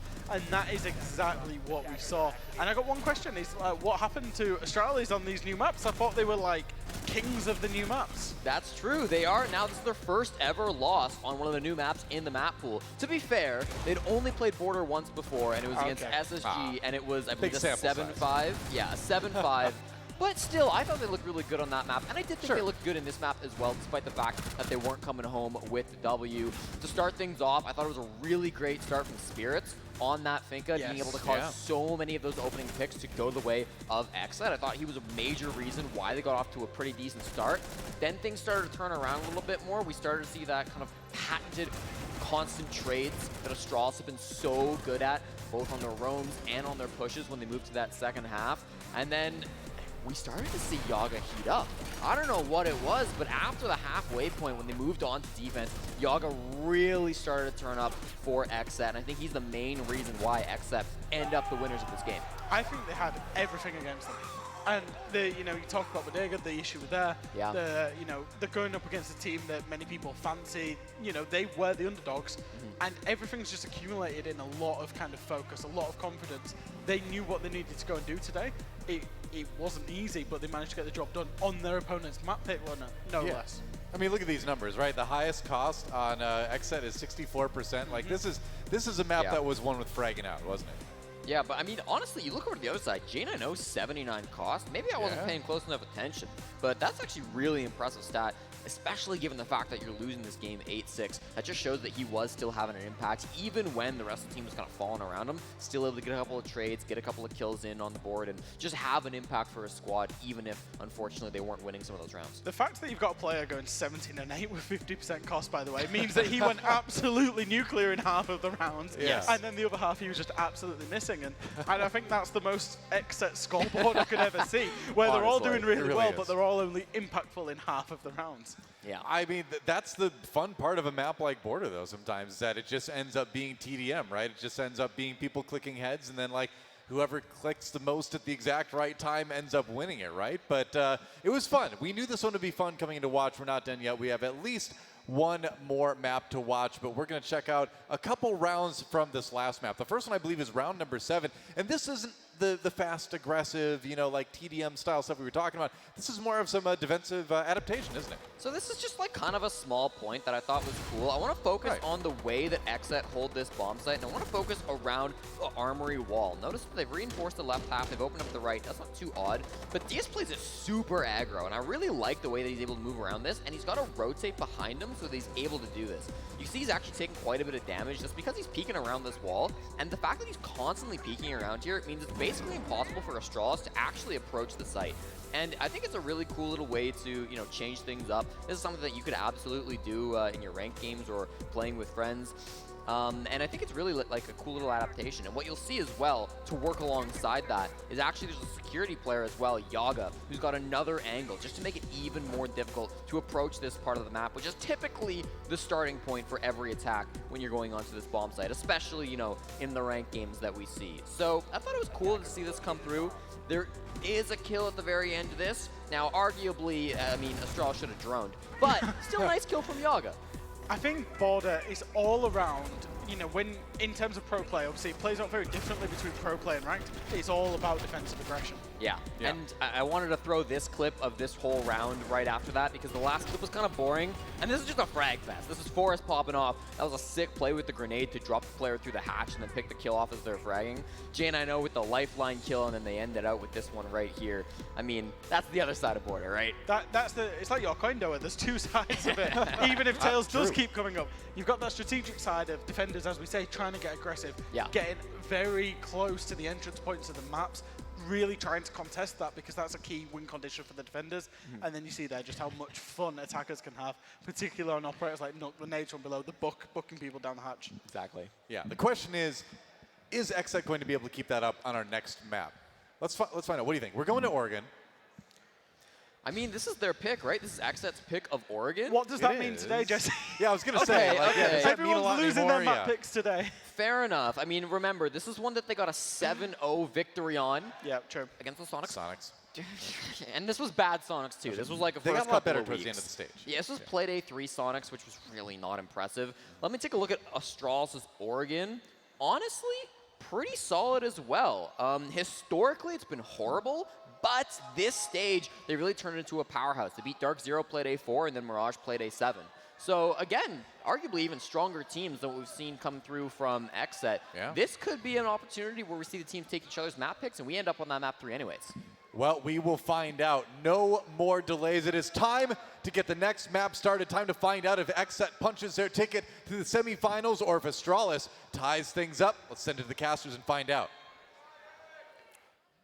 Thank you very much, Doa. And ladies and gentlemen, now we must get ourselves prepared for the second matchup here. Astralis being able to falter there on their initial map pick. Now having an opportunity to make up for it, of course, on XSETs, but going to Oregon, basically neutral territory for most teams inside of that region.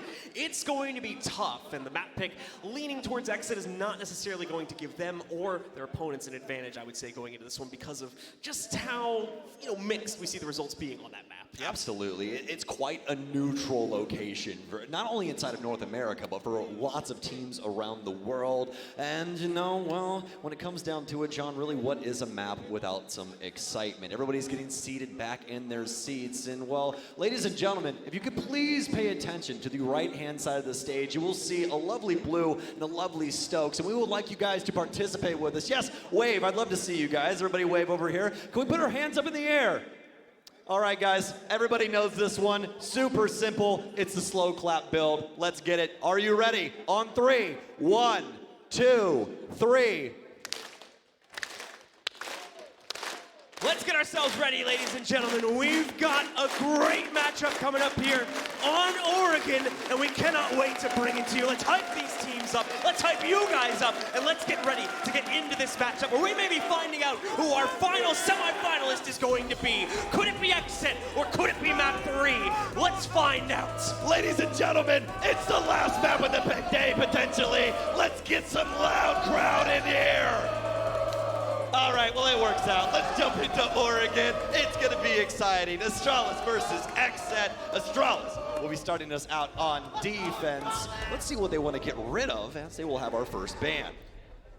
Going into it, it's going to be Astralis picking the first and final ban here, so we'll see what they choose to knock out first. Oregon is still a fairly open book with regards to which attackers you'd like to take out, although we have fallen into a trend recently in the meta, and actually, that's not going to fall into it necessarily, but it makes perfect sense. Yana has become the quintessential aggressive operator, replacing Ash in a lot of circumstances as well, so it's a comfort pick for so many of these dangerous players, especially on the side of XSET. Astralis is going to remove that comfortability and force players onto a second one, and XSET, okay, I like it. They respond in kind by throwing out a very similar ban in Twitch. Now, this is where Rainbow Six gets fun. Throw everything out the window. Let's get rid of some things that people are comfortable on. Well, Mai will be banned next from XSET. That'll partner there with the Twitch ban. Not necessarily speaking, but really that's going to be their pair. As for Astralis, what's going to be our last pick here? It's going to be the Warden. Oh my, this map is going to be crazy. So much utility still on the field. I think the big thing that you guys need to know about right now is that Hard Breach is going to be the easiest thing that you've ever seen on Oregon, and past that they have access to every piece of utility that happens to be annoying when you don't have a Warden. And then along with that, you also don't have a Yana to clear out a lot of these hard to reach places. She's super strong on maps like this where there's a lot of info game that comes in. That Gemini and having it obviously off cooldown to where you can clear things out works extremely well. The unlocked operators, mainly things like Thatcher and whatnot, are certainly going to be a possibility, as Stokes mentioned, but that doesn't necessarily mean that our players are going to pick directly into them. Teams over the past years now have gotten used to playing without these operators, and with the intensity of this matchup, especially for XSET given the circumstances, they may not necessarily feel the need to change up from their usual lineups and bring things like that in. We're going to see that come to fold here in the first round, as they won't feel the necessary need to bring him to the table, but they will switch the Maverick over onto Diaz, removing the, or actually never mind, they're going to keep the Lion in play and instead just remove the Hard Breach. In actuality here, Yaga will instead go over towards the Sledge. Hino actually second-guessing his choice here, as he was thinking about going back to the Lion, and now instead has gone over towards the Flores as well. Just to have that greater capability to clear out the site utility, especially in the fairly claustrophobic site of the dorms upstairs. Well, XSET did say they had been scrimming Astralis, or rather on the other foot. They've been scrimming each other for a little while over this last stage, so this might be some identification early on by XSET as to what's going on, because they're going to drop that Hard Breacher pretty fast. It's all just down to Maverick, which means they probably know that there's a hole inside of the Master Closet. That way Astralis can play close with a shotgun. If any Hard Breacher tries to step up into that, they're more than likely going to die. Past that, for Astralis, they're going to be holding onto the main floor here, DP Fire inside of Showers, with Shuttle currently inside of Cafe. Spirit's continuing to move his way forward on the Nook, and oh no! The unscope is the death of him here. I'm not sure what happened for Spirits, but he's going to be found out, and DP Fire will be gifted an opening kill for these guys. However, DP Fire still in a little bit of an awkward situation here. You can see the Tracers racing past his head. He has to get himself out of dodge, and thankfully, he's given the rotates to do so. And as well, a hatch will be opened back down through the basement. DP Fire can now renegotiate his position either through back main stairs or somewhere else, to get him back into the site. Given so many different avenues to potentially get in behind XSET, and XSET obviously will finally grasp a hold of Shower like they were looking for originally, but now they don't have the ability to try and go silently up any stairwell or through any camera, so they're lacking the Nook. But past that, looking for their pick if they can potentially get one to equalize here. We're about halfway through the round as Kino will continue to apply Rotero drones to the actual site and get rid of some utility. Gomez has found a beautiful spot here at the top of White. There's not a single piece of utility around here either. He's just going to get a free kill onto Forrest, who steps too close to the sun. DP Fire continuing to position himself here at the stairs and waste out the time from XSET so far, doing a fantastic job of that, even with the loss of Forrest from a few moments ago. Forrest going to be a pretty big utility loss in the long run here, as that's probably all three of the Toxic Babes going along with him, as well as anything else he might have still been carrying in his pocket. Shuttle, the next to fall here, but the response will start to come in.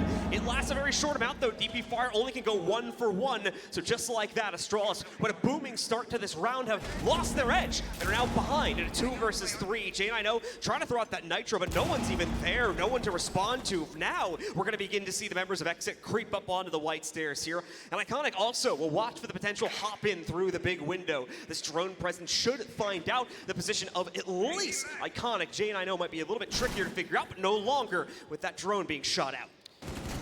Okay, 30 seconds remain, XSET. What's the move? It's a 3v2. J9O barreling down on top of White stairs. Knows someone's more than likely going to be on big window as well. Doesn't have the Nitro cell to respond, though. Gomez will step in, but he's stunned by his teammate and dusted by J9O. Diaz will fight back, though. They more than likely know the position of J9O. Now the stun will go out, the challenge through. Tries to swing back into it. The plant has to go down as well. Knows one's around White, but the timing away at just the wrong time. XSET able to fire back after losing their Nook. Bit of a rocky start there with the misstep inside of the initial Nook play, but they get themselves back onto good footing very quickly. The actual downstairs is clear, where we see 2 to 3 players committing themselves to it, and the follow-up into the dorm site itself was nearly flawless in its execution from XSET, so beautifully done. A couple exchanges needing to go off here and there because, yeah, members of Astralis are in hard bunker position. It's almost inevitable you're going to lose a player or two inside of those types of fights, but still, they maintain relatively good control over it, even when they are trying to go for the plant. Beautifully done by XSET, and now they take the lead off the start of the map. I'm still trying to get my head wrapped around what happened on White stairs and why that was allowed in the first place. Literally zero utility around there, maybe some barbed wire downstairs at the bottom of it, but they had no idea that big Gomez is just sitting upstairs and holding all of the crosses on site. They're still walking around, seemingly unaware of the positioning, and then past that, Astralis really can never recover. There's too much damage happening to them, and past that, I mean, Astralis' site setup got decimated from XSET. It just comes down to J9O after XSET simply have the mana man advantage. It's really hard to come back from that when they can simply throw bodies at you time and time again. We're going to see a few switch-ups here, kind of going back to the original formula that had been originally selected on round 1 for XSET, and this is because now, again, expecting another play upstairs, a repeat of the second floor hold, but instead they've gone back down to the basement, which I think is where XSET was expecting to play this originally. So, we've got the members of Astralis getting ready to fend off this initial clear, and actually quite aggressively, too. We can see Forrest maintaining position in the garage, and he's not the only one that stepped out. Look at the silhouettes all across the map right now. Astralis want to play, and they're definitely going to be given a chance to. I can almost guarantee you the conversation was, how much you want to bet they don't think I do this on land? Just goes and stands inside a garage. He's like, oh, well, they won't find me. He's prone behind the sandbag. He's a menace to society. Fortunately enough, he'll be able to crawl back down the stairwell if he so chooses. But fortunately enough for him, there's quite a few Astralis members that are bugging XSET at the moment, so he's not even the highest on the list. Still keeping an eye on his location. Spirits will begin to move in. 1 E, 1 D out from the Lion of DS, but they'll just force an Astralis member back down Freezer. Spirits continuing to wait for an opportunity to run into a wandering member of Astralis, possibly retreating back through the hallway, heading downstairs, but no dice this early on here. Spirits will have to continue that adventure a bit closer to the freezer stairs. All those hard lock positions now cleared out, and XSET will have the freedom to begin rotating down, but obviously there's a wrinkle they still yet to deal with that you guys can probably see right now. On the left side of your screen, we have that classroom position maintained by Forrest. He does not necessarily want to give himself away. Shuttle, a little upsetting on shot there. Tries to throw a few shots back, but obviously the member of XSET that threw them out is long gone. Forrest, here's a chance. They don't have no idea that he's here. A free pickup, but he seemed to have no idea that Gomez would be ready for the response right around the corner, so it's a quick 1-for-1. Neither team takes a huge advantage from that fight, but Shuttle is going to be a little lower now due to having falling back. DP Fire, he's moving in through attic at the moment. A couple of people over on the other end, but nobody home for XSET's sake. So going to be safe haven for them at the time. DP Fire will continue to play out attic as the members of XSET currently downstairs inside of Mania. DP Fire could spoil this situation quite quickly, actually, if he goes for the attic hatch here and just punches it open with Aruni's arm, but that'd also be quite risky as well, just given the audio cue. He'd much rather stick upstairs and see if he can potentially get a rotation down Armory as he skippers around that area. Yaga still holding onto the hatch, but DP Fire's been discovered, and that's the big issue with sometimes going for those rotations is you don't know what the info game looks like on the backside of the setup. Gomez out surging himself forward. Thinks he has the edge to push himself down the stairs here, but there's not going to be a whole lot to look at when he peeks on the other side of it. Just a bunch of very intense angles that Astralis have set up against him here, such as what you're seeing right now from Shuttle. Shuttle missing the hatch drop, but unscoping for just a second, but immediately snapshots back onto Yaga to stop him from going any further than E here. More players wrapping in, but he's running out of time. Diaz will be able to take him down. It's just Iconic at very low HP and DP Fire, but they miss Iconic. However, he oversteps, runs himself too far out into E. There's no time remaining here. DP Fire is the last man standing. He just needs to deny the plant. However, as we've reached the null timer, takes out the support for no. I correct myself. Doesn't even get that far. Diaz ends the round outright for XSET as they continue to surge forward. Now 2-0. This is looking really solid from XSET, but we said the same thing on Border, and that's going to Astralis. Taking it to the sky and forces into overtime before XSET finally settled it. But as of right now, XSET's adaptations are what's getting them through this. Astralis, they just simply cannot circumnavigate anything that they're doing. The constant pressure is getting them so many kills, and really Astralis have these moments of brilliance, but they're just not doing enough with them. That's the biggest thing for us, especially inside a classroom. If that goes on continually, there's a big chance that he gets 2 instead of just the 1. It's just very unfortunate there that broke down in the circumstances that it did. So Astralis is struggling to pace these fights out and more importantly close them down in a way where they can maintain control over the site. Their initial 2 picks do not go their way, and they don't feel it's worth retrying either one of them. They need to do the full site rotation so that if this one goes bad on the first floor hold as well, then they can call for a pause and call up, give input on all 3 site plays and what needs to change on each and every one when they go for the second go-around on the later 3 rounds of the half. I do not believe that we need to remind any of you, but I will anyways. If XSET ends up taking Oregon here, there are no extra lives for Astralis. We have no lower bracket at this major. You have 1 life and 1 life only. You choose what you want to do with it. Astralis, worse for wear, obviously, because of that. They have to win not only this map, but also take Skyscraper. in order to knock XSET out of the tournament. And I think that this sets up a potentially very interesting storyline if XSET does end up closing down on this map and moving themselves forward here. And that's, of course, two of the members of this team. Okay, we'll come back to this in a moment. Kino getting himself hit pretty early on with a Nitro cell, bringing him low, but thankfully Gomez able to assist here with the surge to bring him back up. Gomez hops directly to the inside. He knew he had pressure behind him too, so just tries to force it forward. Nearly loses himself inside of this scenario too. It'll be a claustrophobic hope with this from Forest. He'll walk right out. Y'all guys no idea, but at the same time, man, these teams are so close to each other. Iconic. He'll jump into the fray as well, but Kino bounces right back. Gives his teammate a one up there for that health boost a few moments ago, and now trades out the player that killed him. Screw the objective. This is a death match in between these two, as there's shots sent constantly inside of the first minute. It's going to end up with a 3 versus 3. A lot of time in order to digest this for both teams. Still some setup here for Astralis inside of Shower as well. I believe a member will be droned out here, and actually that's going to be the Ash, but instead it's Diaz as DB Fire tries to hop out a window. He's going to get a freebie gifted to him. Spirits now waiting for the next peak to potentially come out from member of Astralis. They know they've got at least one cooking around the security area back there, so they'll just wait to see if they'll go for the peak in the kitchen. Obviously wouldn't be very smart at this point in the round for Astralis, but to some extent, they will not have a choice. J9O holds the back end of the kitchen hold here too, waiting, just patiently waiting for XSET to swing themselves into the site. For XSET, they have so much time to play into as well, already bringing this down to a 3v2 with a little over up until this point. Of course, a minute to go is giving them a lot of extra free time, as you're seeing now, to send Kino upstairs, check the top down, see if maybe they can get lucky and bring this down to a 3v1. Oh okay, my God! Never mind, it's just a route to hop himself through Attic Hatch. He goes directly in, deletes J9O, and leaves a very lonely shuttle to clutch.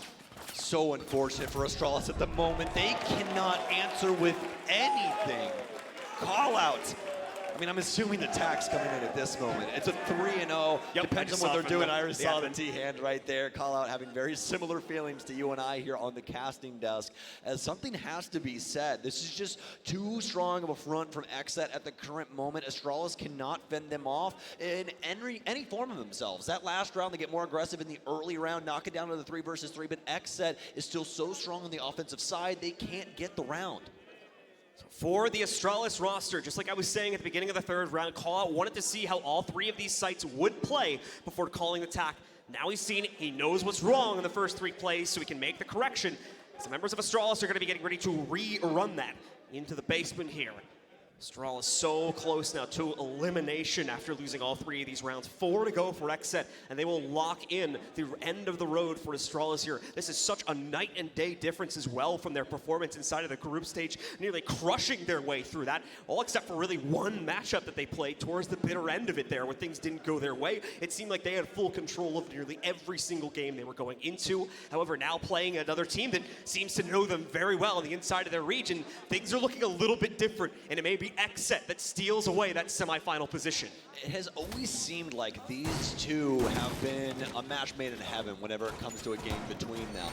They play so very strong up against each other's play style, and their understanding of the opponent is truly commendable.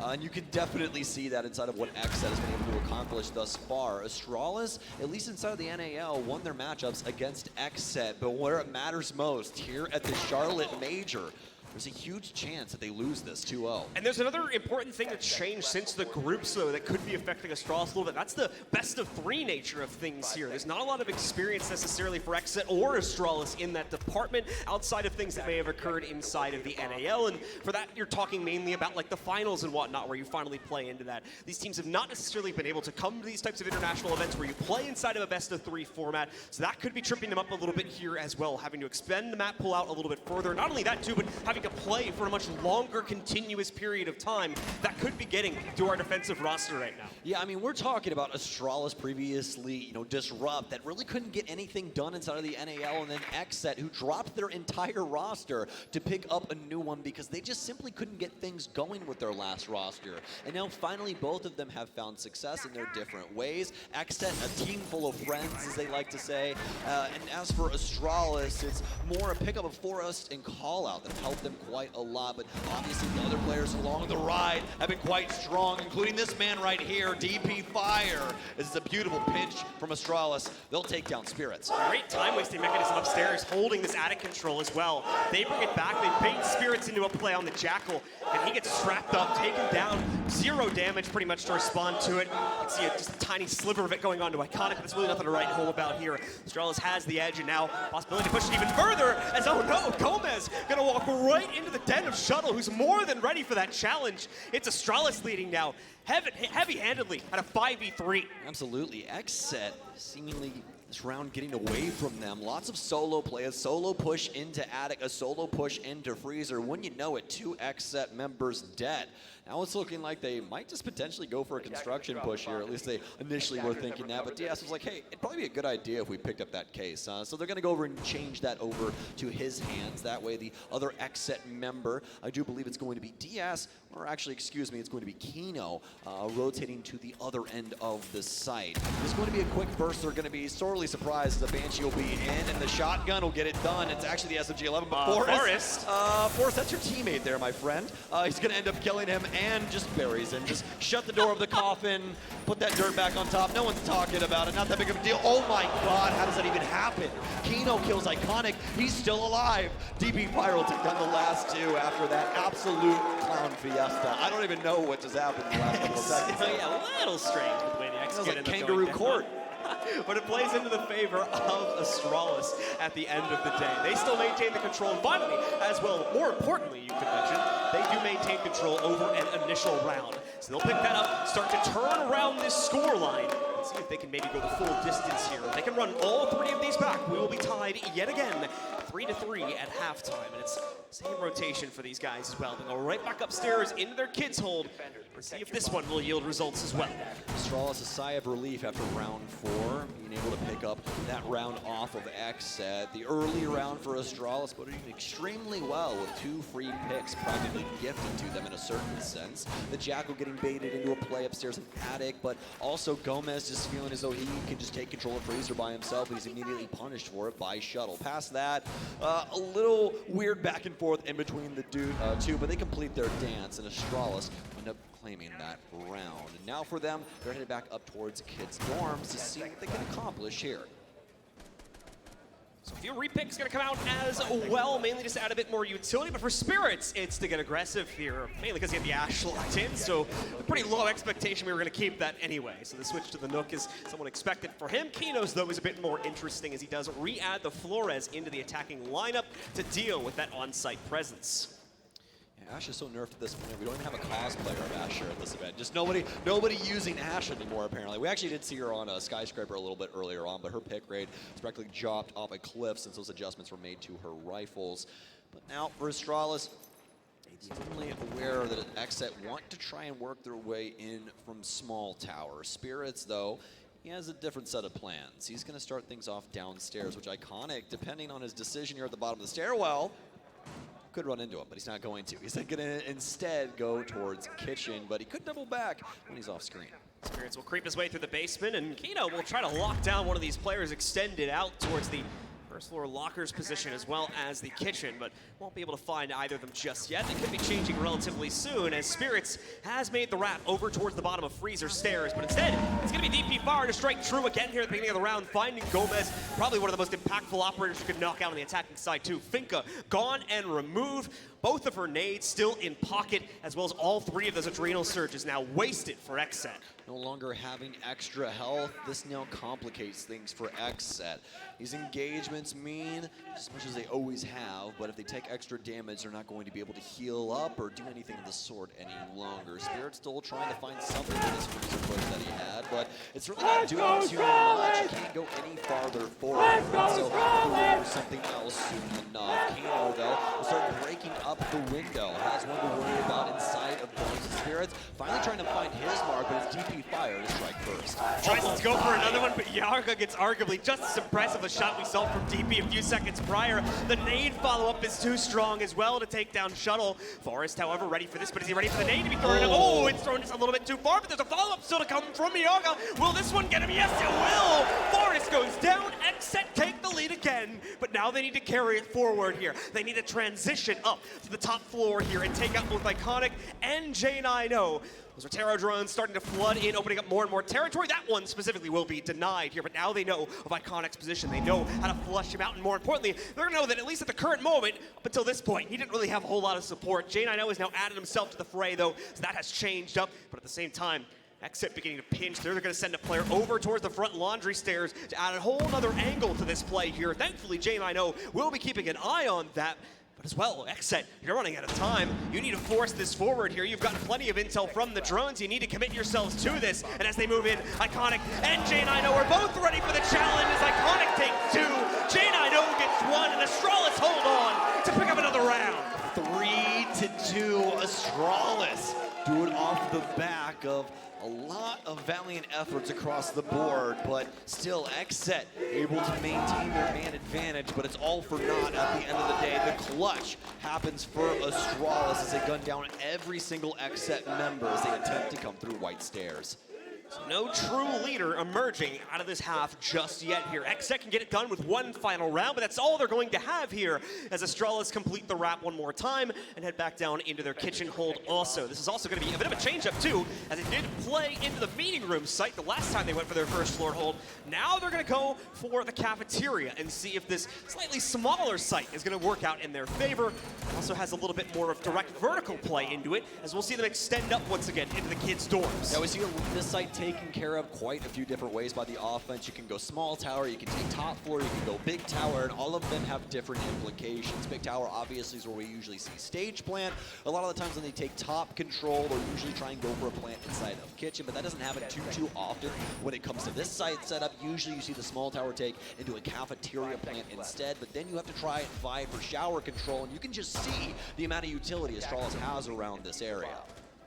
So let's see if that utility will be enough to fend off XSET one more time and even us up, running the gauntlet for Astralis, the same 3 rounds that XSET found at the beginning of this game, or if they can finally hit the ground running here and lock in that lead.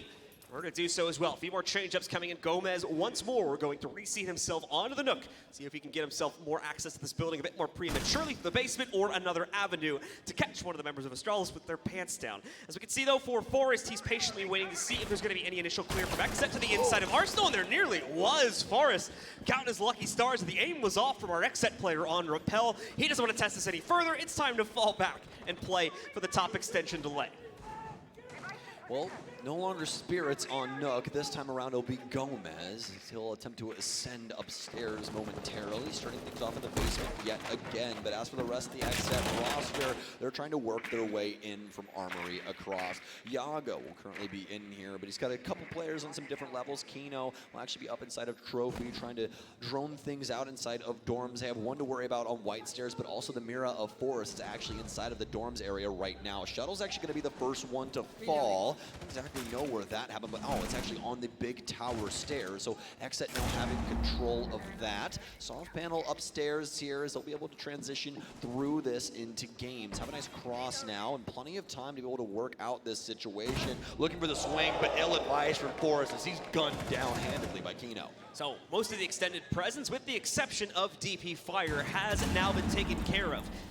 DP Fire, possibly unknown still inside of this one, obviously does have the drone jammer to play with, but at the same time, the members of XSET can still physically see him. They will note him out. DP Fire will fall back, but he's somewhat trapped here. As you guys can see, there's presence inside of the bus outside from XSET. It's going to be able to find him out. So no longer a safe harbor here. However, still DP Fire eventually inside of the chaos is able to get away from it and get himself over towards the small tower door. Oh, DP Fire scared off from the drone that was at his feet, and well, likely the smart choice, but XSET, they're just so strong right now. DP Fire's ran into some complications as well. He's starting to take so much damage, going to impact open shower window, but past that, it's J9O to try and shut this down. Some serious damage dealt to him. Might be able to at least tap up Gomez and finds him. Has the pistol out, but finally gunned down. It's all left up to DP Fire, but oh no, XSET will take it to Astralis yet again and make it a 4-2 half. Yeah, the initial clear just too strong from XSET there, and Astralis having to double, if not triple down on their extension to the upstairs, as unfortunately if they lost control of that, they would not have had a snowball's chance in heck of fending off any pressure onto the actual site. So it's XSET to take the lead at 4-2. 3 more rounds will separate them from a matchup with Destiny here. They'll be going up against Oxygen in the semifinals. We have everybody rooting for XSET at the current moment, at least on this side of the crowd that I can see, all the way down to like Tomas and Marmalade. I'm seeing everybody rooting on this side right now. We got XSET fans with signs and everything. So many excited people at the moment. But now, speaking of XSET, they're going to be switching sides as we said. Wouldn't you know, they're going to be starting things off in basement. A big shocker. Once again, just to bring this up, tried to do so before, but I've got a little bit of time in prep phase, so I'm going to sneak it in now. The storyline for XSET, if they do move forward, is going to be focusing on Yaga and Kino, as obviously, up until just a few months back, they were members of the Oxygen roster. Seem to have left quite suddenly as well, so I'm sure that Oxygen's going to want a little revenge for that here in Major. It was a bad breakup. It was a bad breakup for sure. You know, it was one of those ones where you kind of text them a month later. You don't really want to talk to them in the moment. But past that, though, I'd say they've done a very good job for themselves. When they initially left Oxygen and came to their own team, I didn't know exactly what was going to happen with these players.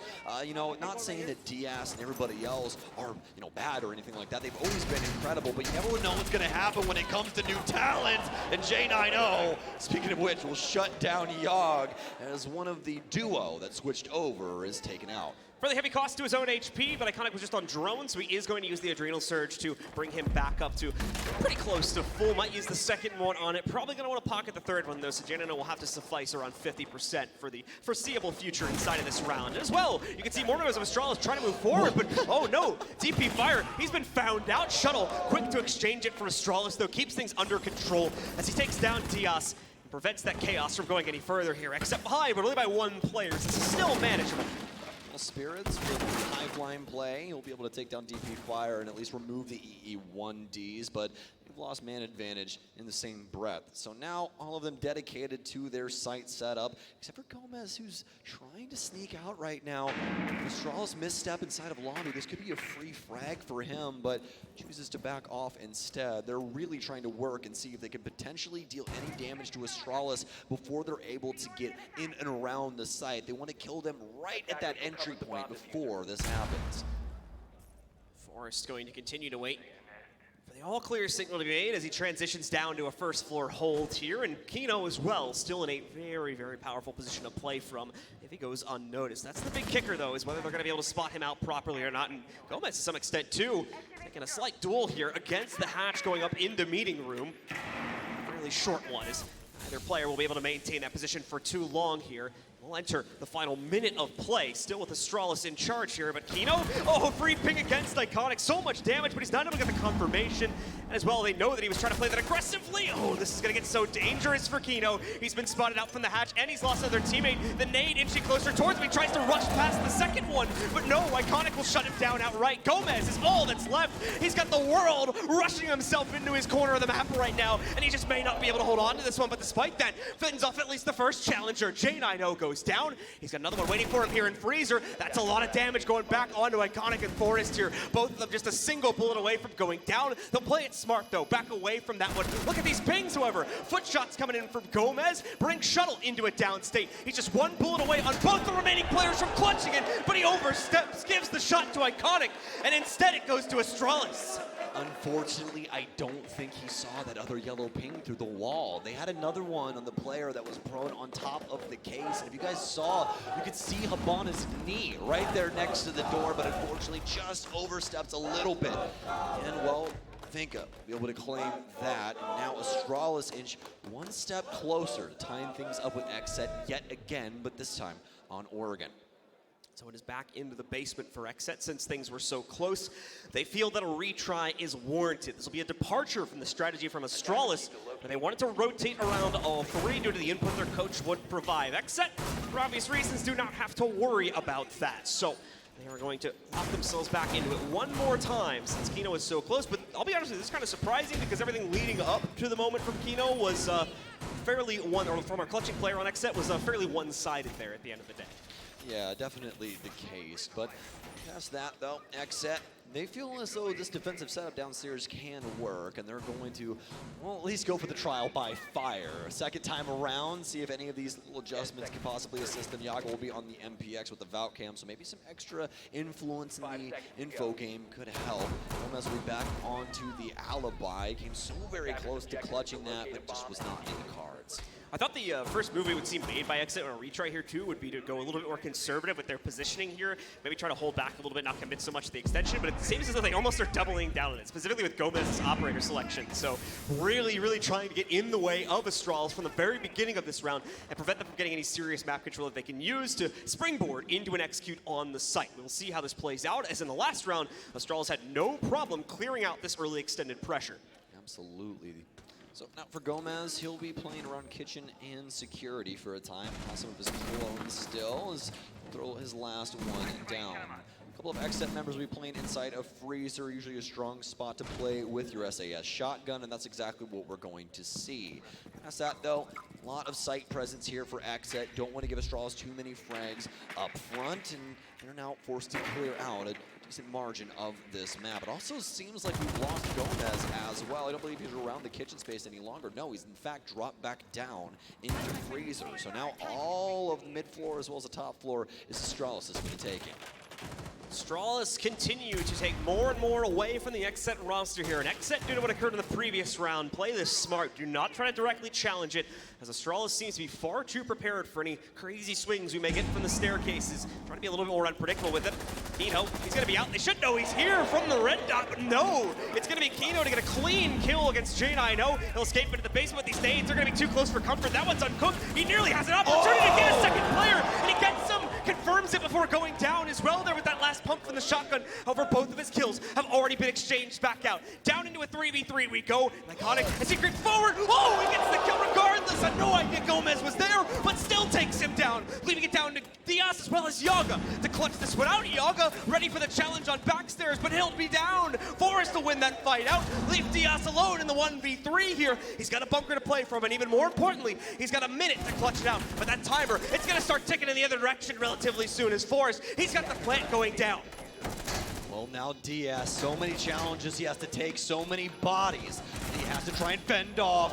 Forrest is the first one, low health on DP Fire, but Iconic, King Iconic, can you clutch this up if DP Fire fails? He's going to back off and move up the tower stairwell. It's up to Iconic on site to try and secure this. DP Fire with the Overwatch. Iconic will play this close, but his barrel's been found. So much damage. It's DP Fire to shut it down. Astralis tie things up. DP Fire, nicely played. They're getting himself out of dodge in a tough scenario, rotating himself back up through those stairs and re-maintaining his position on the top down there to ensure that even if his teammate had fallen on the construction play, he still would have been able to knock him down from the hatch play. And in a worst case too, had he had gotten himself onto the counter defuse, still would have been able to drop back in from the hatch and have his opponent's back directly in front of him. Beautifully executed by Astralis, and now they're going to be able to tie the game up again here. They've brought it back from the bitter brink of destruction. Now sit at a 4-4 scoreline. Maybe the crowd didn't know, but I feel like you and I were on the same page when it came to, yeah, Astralis is probably going to pull this back and tie things up. It just feels like these two teams cannot exist on the same map without having a very similar scoreline. So after Astralis are able to pull off that feed and finally get it all the way back, can XSET find success on this defense? It's been hard fought, and they simply can't get it to go. So for XSET, looking to finally hit the ground running on this defensive half. They've been unable to find it so far. Going to once again go for a first floor hole. Here's what we were seeing Astralis do in the previous half. They will choose to go for the meeting room play. An extension up towards that. And it'll be interesting too because of DP Fire's operator selection. Normally we see this operator brought for basement attacks, but the Ying this time around is going to be used to try and take meeting room control. Very interested to see how this plays out for DP Fire and the rest of Astralis as they get closer to the site later in this round. Yes, indeed. Switching off of the Lion, didn't want to try and hold on to XSET with those EU1Ds. Instead, went for the site execution. Window opening up soon, and everyone really aware of this angle nowadays. And as soon as I say that, Spirits will get gunned down. I thought they heard the window break. Usually when that happens, somebody is indeed on that rappel. We see it all the time nowadays. Spirits just like moonwalking or something. Yeah, I mean, Thriller backs right up into it. Yeah, Thriller came on, man. You know, you gotta dance when you hear Michael Jackson. This is how it works. So that's a smooth start to the round for Astralis, but how do they move it forward from this point here? Once again, that's been the big issue for them, is making sure that consistency sticks, and more importantly, they can maintain presence. XSET are a wild team. They want to jump out. They want to get in your face here. So Astralis has to account for every possibility, like that one, before they commit themselves to anything too extreme. Forest has gone down. The case has been knocked onto the ground as well. Thankfully, there are other members from Astralis nearby, so they should be able to retrieve that. We're going to see that happening right now, looking like we get J9O on the case to pick it back up for our attackers, and they're going to continue to flood into the site from it. However, Gomez, ready. He takes down a second challenger, could very well get himself a third as well, as he still maintains control of the inner billiards play. J9O is going to wrap towards the top of the main stairs, right under the default cam here, looking to try and expose anyone that's playing around trophy still. This is going to be really up to timing right now, everybody. J9O, he has an opportunity to try and close this out for Astralis. He sees the barrel. He'll be able to at least get Gomez. Is he ready for the other fight, though? Enough bullets inside of this LMG to kill an elephant. He'll keep sending it at everyone that tries to peek. Astralis not able to really get it over inside of the man advantage, but they've been able to at least equalize here, and that's what matters most going into this last minute. Even better for Astralis, they've got vertical control now, so they can really lock on these members of XSET and prevent them from playing into comfortable corners, as they've now descended further into the first floor, where they have no choice but to lock themselves in and get ready for the swing from the members of Astralis here. You can see them try and open up more real estate for themselves. They will more than likely be playing it towards the kitchen if their current formation is any indication of that, but still need to get themselves into it. Haven't found the outright confidence to go for it just yet, but they're getting close. You can see those candelas being prepared, charging them up. The smoke is going to block off access to the cafeteria, as they unfortunately don't know if a member of XSET has rotated over there in the meanwhile as well. Kino going to be trying to stop this. Thankfully, he's got a wall in the way, so he's able to get out of the vision path of those candelas, but peaks just a little bit too prematurely. Has to back away, has to respect the entry. Yaga, though, will get an important kill and drop the case. We're still in game, guys, so we're going to cast this. There's 7 seconds left. It's 1v2. XSET has control of it here, but with the case down on the ground, Kino is going to be able to get one final shotgun pump to pick up the last player, and XSET will win that round. Apologies for the drop out of game, folks, but that did finish, so that's going to stick. No worries about that. Is a 5-4 in favor of XSET after they take down 2 of the Astralis members. The last one is forced to try and run into sight. The shotgun just too strong. Inside of the CQC situation, XSET able to get it done. And fortunately enough, we got it back on your guys' screen, so we'll more than likely be resuming momentarily as we just clear and make sure that everything is A-okay. Kids Dorm seems to be the site as of right now for XSET, and seemingly want to try and bring Aruni versus Valkyrie. They're actually going to replay for the last little bit of the round here for you guys, so we won't have to cast it, I guess, unless we really want to. I mean, how there we go. Okay, I didn't know how late we were going here. I was like, well, if it's 1:15, I mean, we gotcha, but ultimately, they're XSET once again and just having too much control. Even though it was the even 3v3 in Astralis, like we mentioned, had the vertical control, just not enough of time, more than anything, at the end of the day to figure out where the members of XSET, more importantly, had fallen back to when they went down onto their first floor hold and then properly execute into it. That's on top of having like Ying access as well there, so unfortunate for Astralis. It seemed like they had what they needed to build into it, but the strength from Kino, just a bit too much to bear here as he fends it off and shuts down so many players with the M590 in that round, giving XSET the lead at 5-4. Yeah, that just shows you how much positioning matters in this game, especially when it comes to info on those positions. Astralis not really aware of where XSET are trying to hold things down, and it's just too hard for them to try and challenge into that. Practically blind, even though they really weren't. So let's give this a few moments here, folks, and we'll be back into the game momentarily. Get these guys a little bit of a break during this tech pause. Yep, should just be a second, guys. We remake the lobby real quick, but it is once again XSET in control. Astralis, they need to find a boost. They need to find the courage to move forward here as they are up against the wall, up against potential elimination against a team that they thought they would be able to take down after such a solidifying group run, an encouraging one to maybe give them the confidence they needed to win this, but seems like that may have not been the case. XSET came in with a with fury and brimstone into this matchup, it seems, especially for Kino, and they want to shut this down. They want to get that grudge match versus OXG and a chance to prove that this roster can not only make impact on the North American stage, but on the global stage too, as they get ever closer to a title at their first ever international event. Yeah, here in Charlotte, North Carolina, it seems to be NA's world, and we're just living in it. We're down to the very bottom of the barrel when it comes to the remaining, teams here. BDS not able to get things done earlier today, and it's all down to a bunch of Americans in Liquid. That is going to be the case. So we'll have to see how those matchups will go. The first one for tomorrow already prepared, as Stokes was just mentioning there, between Dark Zero and Team Liquid. So we'll see who tops out that one. That could confirm already another North American team heading their way to the final. But in our second matchup of the day, it'll be Oxygen versus the winner of this game, where for sure one of the teams moving through is going to represent NA as they try to lift the trophy one final time here at the Major. Yes, indeed. This more or less feeling like an NA derby, but that next game especially, that is going to be quite crazy, no matter if we have Astralis or XSET up against Oxygen. And like you were saying, we also still have Dark Zero versus Team Liquid. I would love to see Canadian playing up against the likes of Palu and Nesk. It's going to be such an amazing semifinals, day 2 of main stage, but we got to get through this first. And fortunately enough, folks, you guys have waited long enough. I hope you're not away on a bathroom break, because if you are, you better run back to your seats. Astralis versus XSET starts momentarily. Just let us make sure everything works before we throw it up on your screen. So stand by for just a second, folks. Obviously, giving the players a moment to calm down, and this will be a bit of a double-edged sword at the end of the day. XSET obviously will kind of flourish inside of this one. They've got the edge now. They've been able to push ahead, so they'll get a moment to calm down, remove the jitters from themselves a bit here after finding that victory. But for Astralis, the kind of thinking internally could be getting to them to some extent here if they're overthinking their play in this one. So these longer technical pauses could help as much as they could potentially hurt these teams here in terms of a mental state. You see the Dokkaebi AR right there? Yeah. Little DMR poking it. Yeah! That is amazing cosplay. I love that. I love your hat, by the way. That is absolutely gorgeous. And we actually just got back into the game, guys, so we're checking to make sure that everything works. So just give us a moment here while our IT does some checking of the server. It's going to make sure everything's working, the bits, the IP. What's some other IT terms, John? I don't know. MAC address. MAC address. Yeah, I don't know. Let's get Storage, back into the game. hard drive, all right. Cam. All right, taking a look at XSET as they lead 5-4.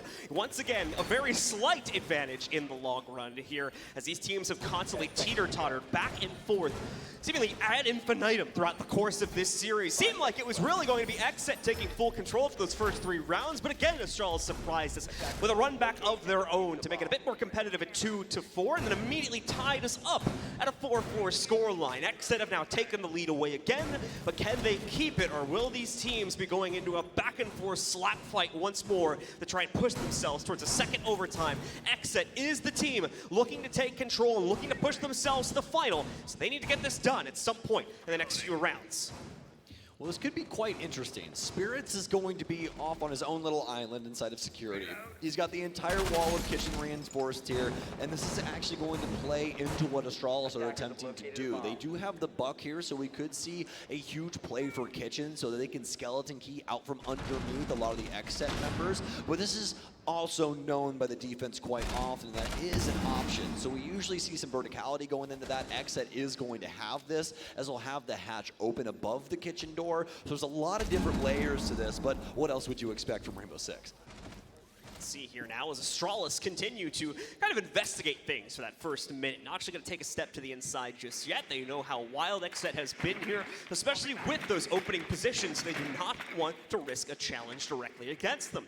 Time to play this out for the intel game instead, and Forrest will move to the top of white here. Let's see if he can sneak this drone in for play later on in the round, and he will be able to find a somewhat safe harbor to position it. In the meanwhile here, Yaga seemed to have taken a small fight, probably somewhere near big window, and is going to find quite a bit of damage being taken against himself from that, losing about half of his HP and not able to return any back onto Astralis.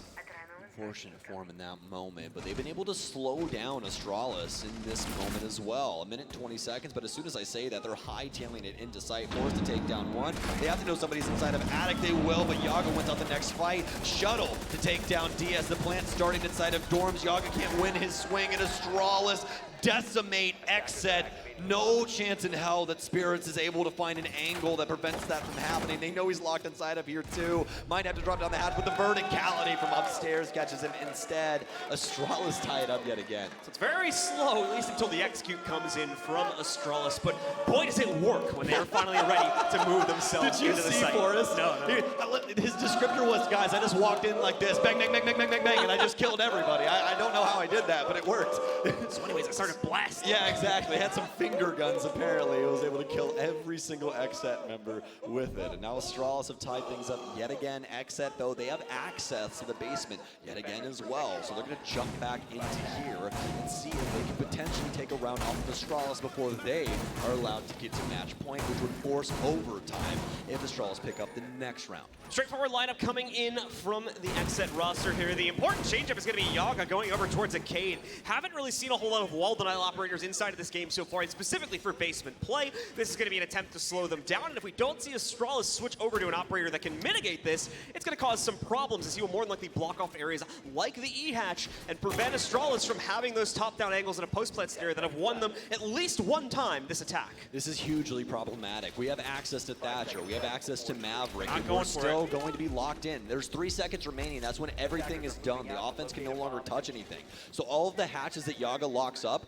they're dead in the water on those. There's nothing they're going to be able to do unless they get downstairs and nade it out through different means. Even a Maverick would have been a good compromise to potentially still be able to get past those. Obviously, we'll have to kind of awkwardly dance around the electricity, but still nothing. And as you said, they will have no options to realistically open that back up unless they take direct control of the room below and shoot out the electric claws through that method, which at that point, you don't even really need the hatch open anyway, unless you're trying to set someone up for a post-plant. Spirits nearly lining up the stars on that headshot there, but just a little bit short. And as well, we had the outside wall blocking the way. But either way, Astralis nearly losing a player right off rip. This would not be the way they would have wanted this game to begin. Doing such a solid job of identifying what's going on throughout the map before they hop to. You can see all these drones from Astralis gathering control, or rather gathering info of what the setup's like on the top floors. There's a lot of rotation holes and everything else going through different aspects of Oregon at the current moment, but obviously not a single XSET member there to actually abuse them either. It's all just kind of at a ghost setup. Astralis clears it out, and on good time, they'll drop into meeting, but Shuttle's going to be the first one to come into contact with this hatch, and is more than likely telling everybody that it's electrified, and now they need to try and switch up their game plan.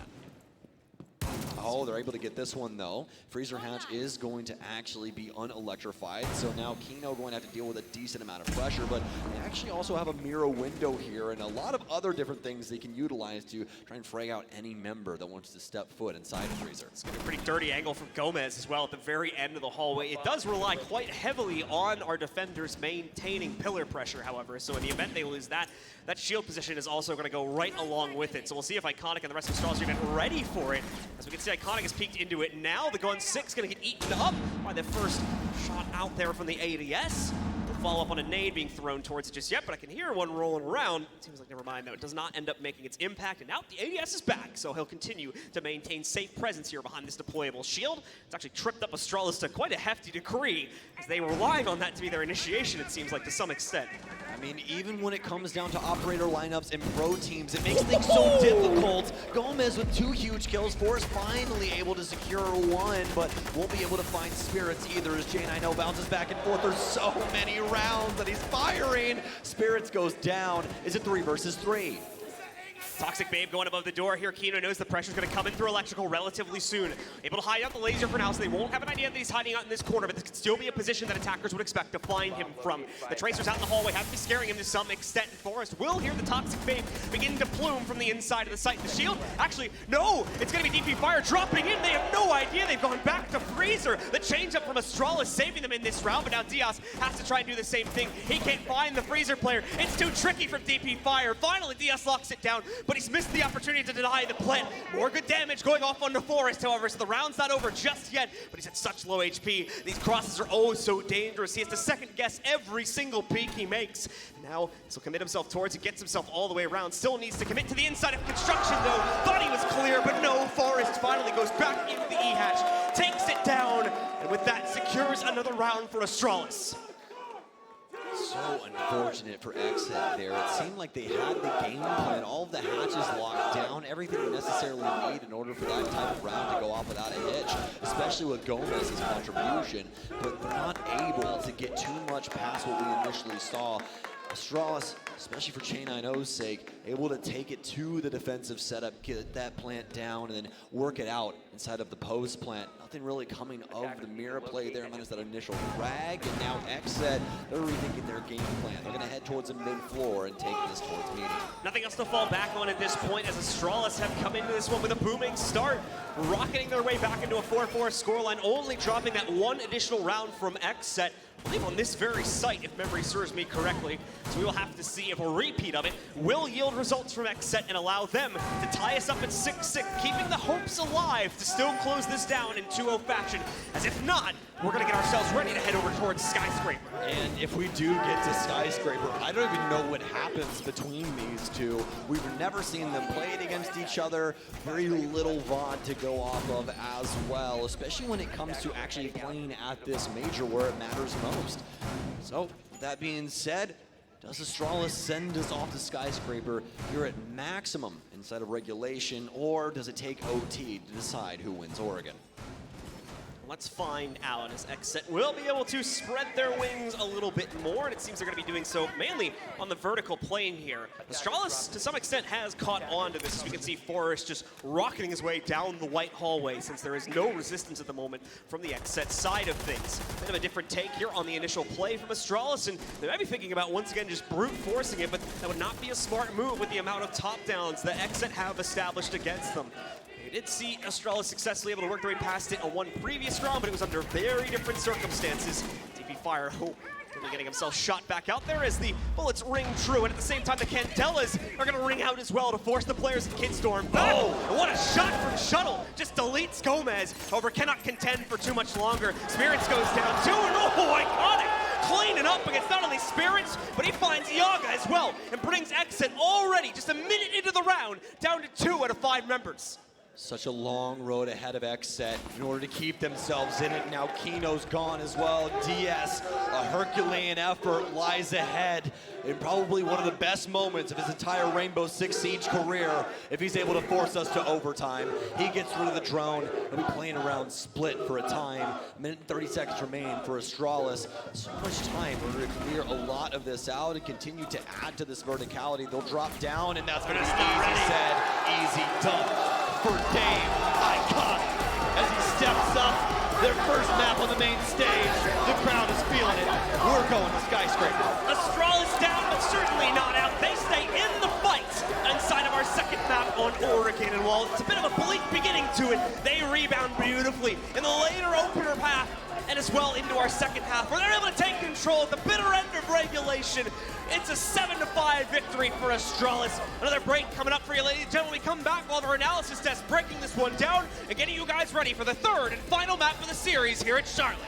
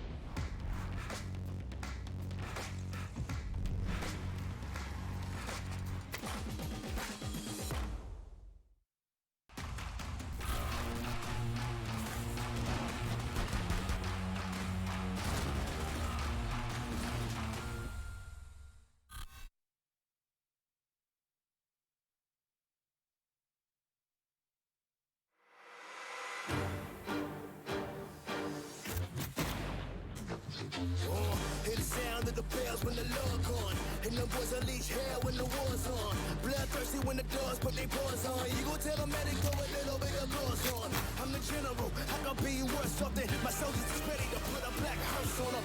Bring them to the wake, break them with a requiem and throw them in the pit and throw a little bit of dirt on them. Dirt on them, throw a little dirt on them. Trigger fingers in the air, put a little work on them. Work on them, put a little work on them. Trigger finger in the air, put a little dirt on them.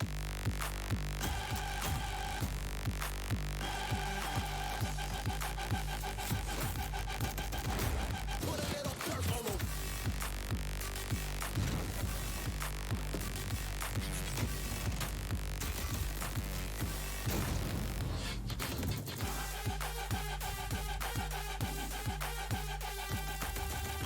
Work on them, put a little work on them. Trigger finger in the eye, put a little dirt on them.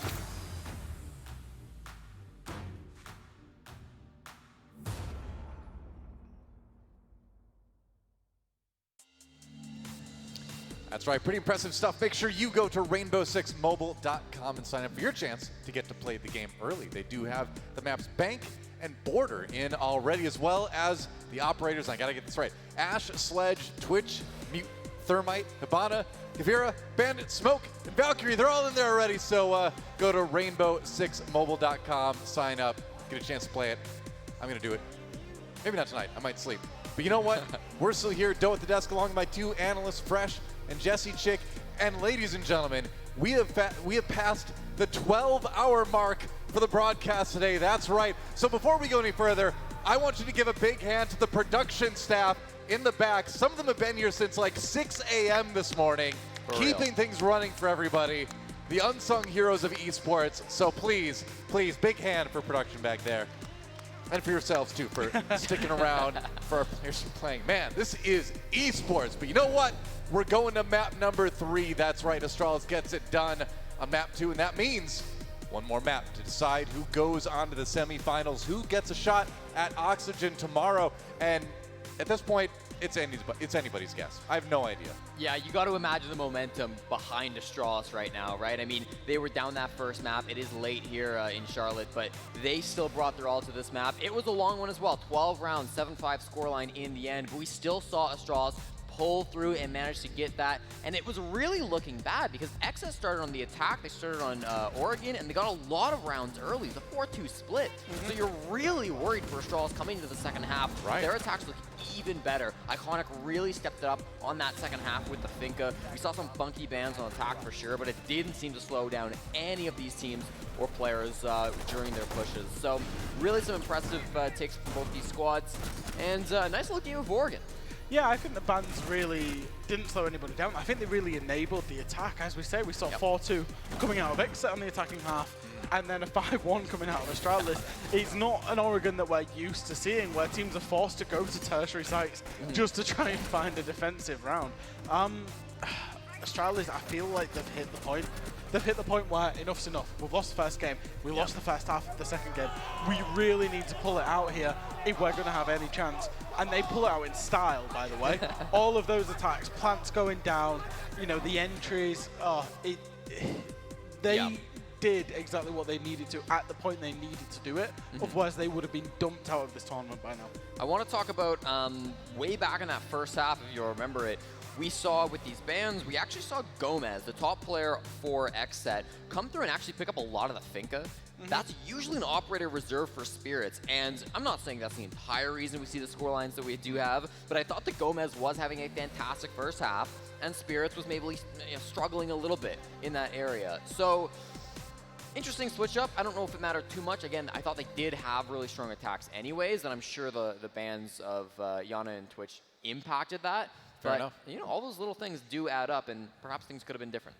Yeah, you know, and also the run and gun style that works so well on Border for XSET, you know, didn't quite work out on Oregon. But let's take a look at a round and just kind of see some of the craziness that we saw in this last series. Now, this was kind of a series of kills, and we saw this a lot in the early rounds, didn't we? Yeah, what we talked about really on the desk and people on Twitter as well is how good Astralis are at trading, but XSET are right there with them. Watch this first trade into the second trade. Awesome. Now Gomez is alive. He's going to get traded. Okay, and then Iconic also gets traded. So that's 4 kills back to back to back to back to back, and it's all the trades coming through. And we saw this multiple times on multiple rounds where players are just always being able to catch each other out. They're always working with one another. There's always somebody else in a new angle that you're not expecting. And I think that really does, speak to the teamwork and the coordination that both these squads really do have. Astralis have been building this roster for a long time, and XSET, I mean, they're a friend squad. And sometimes friend squads can be maybe hastily put together, but this one shows that when you have that coordination, you have that communication, it can turn into something really, really powerful. Yeah, you have that chemistry, right? And chemistry means a lot when it comes to, team games like this. And so far, so good, at least in map number 1, almost map number 2. But, looking ahead, map number 3, I forget exactly where we're going. Skyscraper, that's right. We're going to Skyscraper for that final one. And that's one where, what can we expect, Justin? Well, I mean, both these teams, I would say, are strong on Skyscraper. Astralis were the first North American team ever to win Skyscraper. They dominated the Sonics, opening game of the year, 7-1. And then you look at XSET as well. They played for the first time ever against Liquid here at the Major and managed to win a 7-4 game against them. And considering how strong Liquid look in this tournament, that's a really powerful statement match. I feel like Skyscraper is... it's hard because neither of these teams play conventional Siege. So I don't want to go out on a limb and say, oh, it's whoever starts defense has got the advantage or whoever, takes his mantle. I think it's going to be an absolute slog. And I think the momentum currently is with Astralis. So I think, if we're looking for a team to back going into that, I would back them to be mentally more prepared. But, XSET, a couple of rounds going another way, we're talking about them as 2-0 victors here. So somebody on XSET has to step up here and get them back to being hyped up. Astralis are there. Astralis are hyped. That's not going to be a problem. XSET have to somehow match that energy. The crowd here is pretty split. We've got a lot of Astralis fans. We've got some XSET fans as well. So that might be able to feed into XSET's hype a little bit. But they can't be down on themselves. They can't be tired. They can't be thinking, well, it's late. Yeah, they've really got to find that energy to be able to take it to this third map because this is it. You've been working 3 months for this. It's the Major. You finally accomplished it as a team. That's right. And to throw it away just because it's been a long day, you can't do that. Well, I mean, they've been spending a lot of time practicing. They came into this one well rested, so they do have that going for it. I want to touch on, too, the organizational story for XSET, right? This is the organization, completely different squad of players, of course, but this was the org that was relegated from the NAL at the end of last year. The team spots expanded. They got back in again, got a whole brand new team, and here they are playing for a spot in the semifinals at the first Major. So even though it's a totally different squad of players, you can't compare those really, you can look at the story of the organization of XSET and see just how far they've come in just one stage, essentially. It's impressive stuff. Yeah, I think it's good. It's the thing that I love about this organization, both of these organizations, is just how much they're taking it to the established big boys of NAL. They're taking it to them. Of course. As I've said it multiple times, no TSM, no Sonics, no SSG. And these are the teams that we expect to see internationally. They're here, they're doing the business. And for both of these organizations, it's a massive step up. And we've seen that throughout the NAL, and we've seen it a little bit in the bracket. But really what we're about to see after this game, the winner of these 2 young, new, fresh teams in North America goes on to face who are undeniably the strongest established team. Maybe Dark Zero would deny it, but I would say the strongest established team right now, Oxygen Esports, await the victor of this game. And so that's going to be the classic clash of old versus new in North America. True enough. Well, for no matter who wins, it does not get any easier tomorrow, but both of these teams want to get there. We want to get there too. It's time for the final map of the night. Who's going to take it, XSET or Astralis? Let's toss it over the casters to call the action and find out. All right, ladies and gentlemen, one final map separates these 2 teams from a position against Oxygen in the semifinals here at the Charlotte Major. Who's going to make it there? Well, let's ask you guys. Do you think it's going to be Astralis? All right, bad. All right. Or do we think it's going to be XSET? I think the X's have it. Yeah, I agree as well. You know, a lot of people thinking that Astralis overall would take this game, but the fans have it with XSET here, although obviously a lot of strong-blooded Astralis fans here as well. So either way, North America will probably be pretty happy with who will be playing against Oxygen tomorrow. But it all comes down to this. This is the last map that you're going to see one of these teams. Let's make it electric. Ladies and gentlemen, this is the last map that we have for the quarterfinals here inside of Charlotte, North Carolina. Are you ready?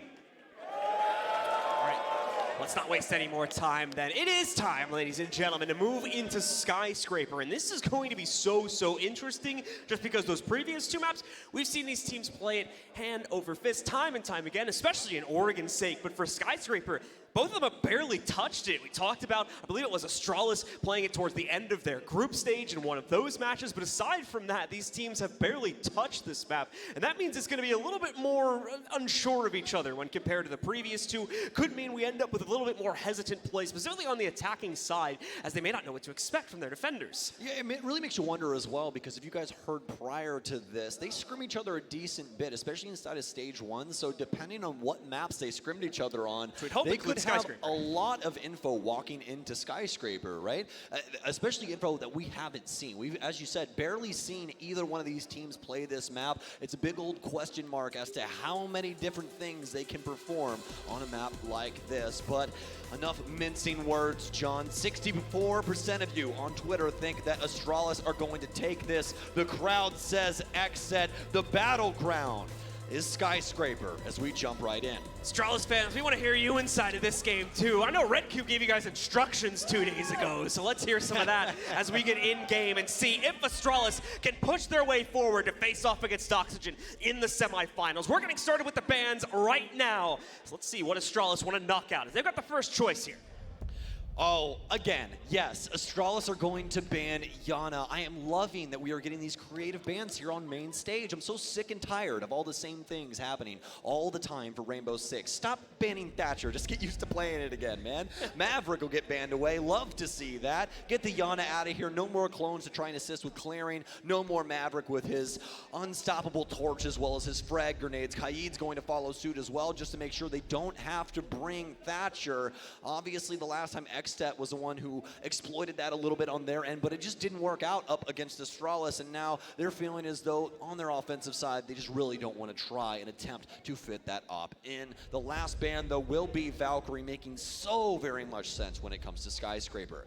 Yep, was going to pretty much predict that would be the way we would go, so no surprise there that we ended up with Valkyrie being banned out yet again, as she has been banned out, I think, in both the previous maps too, so just wanting to knock her out of play. I know at least one of them for sure, so definitely a common choice there and not surprising in any fashion. We'll go to the expected initial site here for Astralis, as they will have the defensive start to this one upstairs in the 2 rooms across the hall from each other. It's going to be karaoke and tea room to get ourselves started. Yes, indeed, and just so you guys know, defensive ban-wise, Mira and Kaid are actually the 2 highest banned ops here at this LAN at a 47% ban rate. Valkyrie at a 37% ban rate. We're back to normal, basically, is what you're saying. Yes, indeed, but then we go to the offensive side, and like, I don't have to say anything yet, but just look at those bars, John. Yeah. Do you want to make a guess as to who's the highest banned on offense? It's Thatcher, everybody knows that, and he's been banned 57% of the time, the most banned op in the entirety of Rainbow Six in this event. I'm actually somewhat surprised we haven't seen teams drift towards Finka bans a little bit more here. It's one of those situations where... Only 12%. Yeah, she's picked 74% of the time. She's kind of become like Smoke in a way, where like, she's such a quintessential operator now that like, yeah, you could ban her, but you're going to handicap yourself so hard by doing so. That's true. That you just don't really want to do it under most circumstances. So my question is, when does Ubisoft give her the Ash treatment? Just take her away. Just like go, you know, put her in a straitjacket in the back room and just be like, all right, you're not allowed to do this. You see this big drum magazine you have? We're sawing it in half. Yeah, actually, like straight up just getting rid of the entirety of the thing. Like just go use a spear or something. But past that, we're actually into the map now, folks.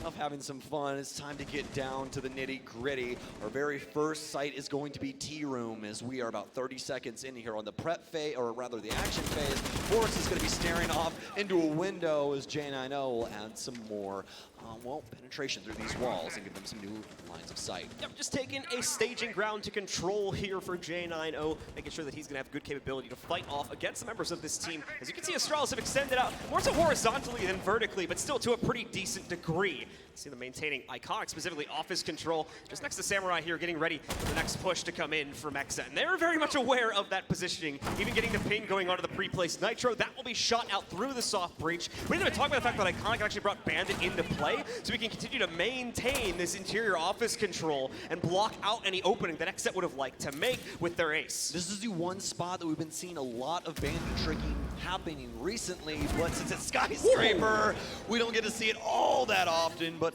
we've seen it here twice today, and 2 kills, speaking of 2s, for XSET as they'll gun down J90 and Iconic to start us off. Spirits, a bit of a fall from grace in the previous map. They're not finding nearly the impact that we saw from Border, so if he's going to be coming back in with entries like that, Astralis might have something to fear here, as everything goes quiet. However, after that kill was picked up, XSET taking the initial control, and Astralis, for the most part, backing away closer to Dragon and Drum as they get themselves a bit into more safer pastures, a bit closer to their site. Trying to play around Shrine as well as Drum is Astralis right now. Shuttle finally able to consistently fire back here. He'll take down Spirits. And inside of the 3 versus 4, they choose to fall back. Play the site setup instead. Given that there's 1 more minute remaining, a DP Fire is in a pretty solid position with Warden. This might bode well for them. Plenty of stuns still to worry about, but Kino has some firepower instead as he'll take down Shuttle. Astralis, they're starting to fall apart at the seams in this round, but they're not out of it just yet. Yeah, Astralis wanting to play into a mobile playstyle here, but it's almost led them into the position they are now. So many players have to constantly exchange positions. That'll be a nice push from Forest to take down Yaga. But because they're being flushed into the open so often, it's just XSET members finding them for easy pickings, it seems. I say that, but now the tides have finally turned. Kino's gone down. Diaz moves in, though, to change up his own team's fate. Just has to isolate out that last member of Astralis now because of the advantage they built up throughout this round. But at the same time, the round is nearly over. 15 seconds remain to play this out, and DP Fire is more than ready for that initial push from Diaz. Spots as well as he moves himself over towards Karaoke. The potential play from Gomez. He has to go in, just blinds himself as he moves forward, has no capability to spot out DP Fire. So this is an easy clutch for him. Walks right forward, a shot from the sidearm, and our defenders will pick up the opening round. Those last second kills, the plays from the Warden, able to lock it down. No info for XSET when it came down to their actual site execution, even though it was a low man count. You still have to go about it, and that means you eventually have to get on that site, right? Well, fortunately not for XSET. As they try and move in, they're consistently shut out by Astralis, and eventually the timer's just too punishing for the offense. Astralis will pick up that round in a 3v5 situation. So to sum it up, the clear is good, but the speed with which it was cleared, unfortunately, a little too slow. XSET just not able to drone out or gather the appropriate amount of intel as to where the last 2 members of Astralis were playing from, and as such, brute force their way forward, walking far too many of their own members into the Astralis setup, giving them the clutch at the end of the day. Gonna be quite a few repicks as well. We'll move over towards a new site to play into now. The Astralis will just shift over to the other side of the map now that they've obviously already locked away our first hold on the 2nd floor. And even more interesting here too, we're going to see one of these walls will be left soft so that they can actually fire back against the attempts from XSET to open it, but they'll keep a laser gate on top of it so XSET don't get too bold and try to rush forward. With that said though, XSET is gonna bring some change-ups into the fold, and the most notable one will be Diaz once again bringing the Ying to bear here. Well, last time we saw this Ying, it didn't work out too well, so hopefully this time is a change of fate. Astralis, though, they haven't brought Bandit this time around to hold things down on the south wall of the offices, so we'll see how they want to try and attempt this. And in fact, it's a completely different setup. A little hard to see from the Overwatch cam, but a little bit easier to see once we actually get our observers' eyes on it. There's actually 2 soft panels that have been punched out with 2 laser gates on it and a mirror window staring directly into this side. So past that, though, got some action going on over here inside of Karaoke with its own mirror setup and quite a few different angles to worry about. Astralis, more specifically DP Fire, will take out one of the LMGs. Good start again to things for Astralis, this time not falling victim to the opening gambit from XSET in order to get themselves into the building here. That'll cause even more hesitation from the XSET side of things. However, I say that, Shuttle at the moment has quite a bit of pressure bearing down against him just in terms of soft pings, but still not actionable, it seems, by the members of XSET here as they try to isolate out one of our defenders, but unsuccessfully are going to do so. Just intel gathering, it seems to be, for our attackers right now as they continue to clear things down and look for a safe option to move forward into this building. Yaga will actually take some heat here too. Only a bullet or two befalling him, more than likely coming from Forest, as these players try to get across the divide, and that time successfully accomplishing it, as I'm sure you noticed.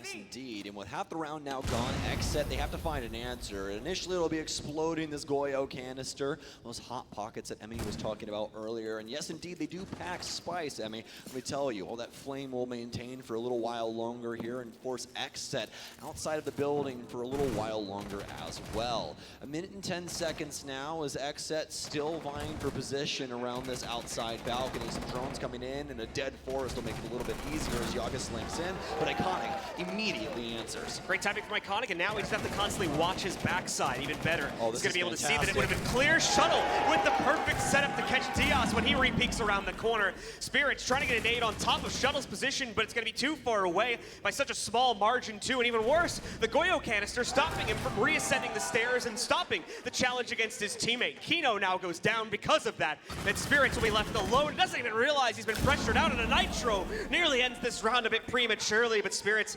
wants to back up from this, wants to give his leadership the extra time here in order to play out, and more importantly, talk about what's just going on in this round. So I'll try to waste a bit more time before this comes to an eventual close in the favor of Astralis. Give some time for the XSET members to calm down and collect themselves. Ooh. A shot onto Shuttle, though, and a clean one at that. Still has some time to be alive, but not very long. J9O will be the end of him. His half-life seemingly about 3 seconds there. So now, as Astralis climb higher skies here, looks like they'll be able to clean up 2 rounds back-to-back. XSET not having an answer just yet, but they still have a tack timeout in their back pocket for whenever they want to utilize it. But big rounds like that where one team blows past the other, we usually see a little time utilized for that anyways. Popping off, trying to amp up the crowd here too as Astralis. This is one of the most promising starts to the map we've seen out of them yet here. A 2-0 run, outright denial on both of XSET's executes.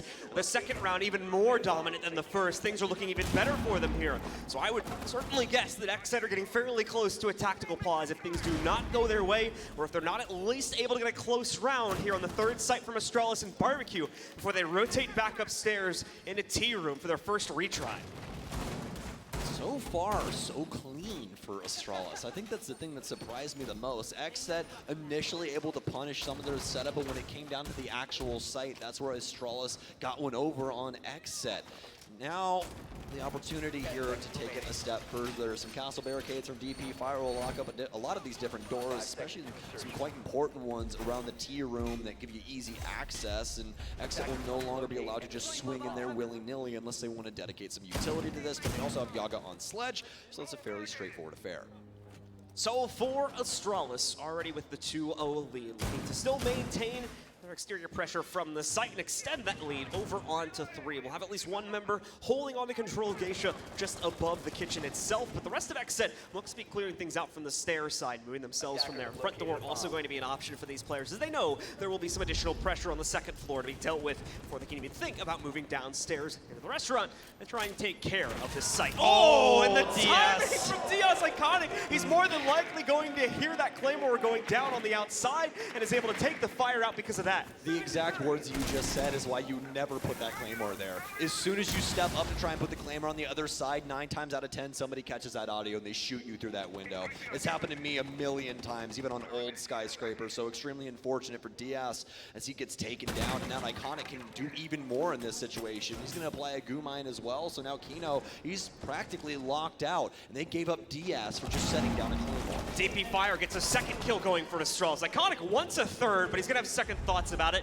Personally, I would say that's a pretty smart move here. You're already up 5v3. You don't need to risk that and potentially throw yourself down to a 4v3 because Kino is trained to heck on that angle, or at least he was. So more than likely, in my opinion, would have led to the death of Iconic, and I think he realizes that too with the few bullets he takes trying to peek out there.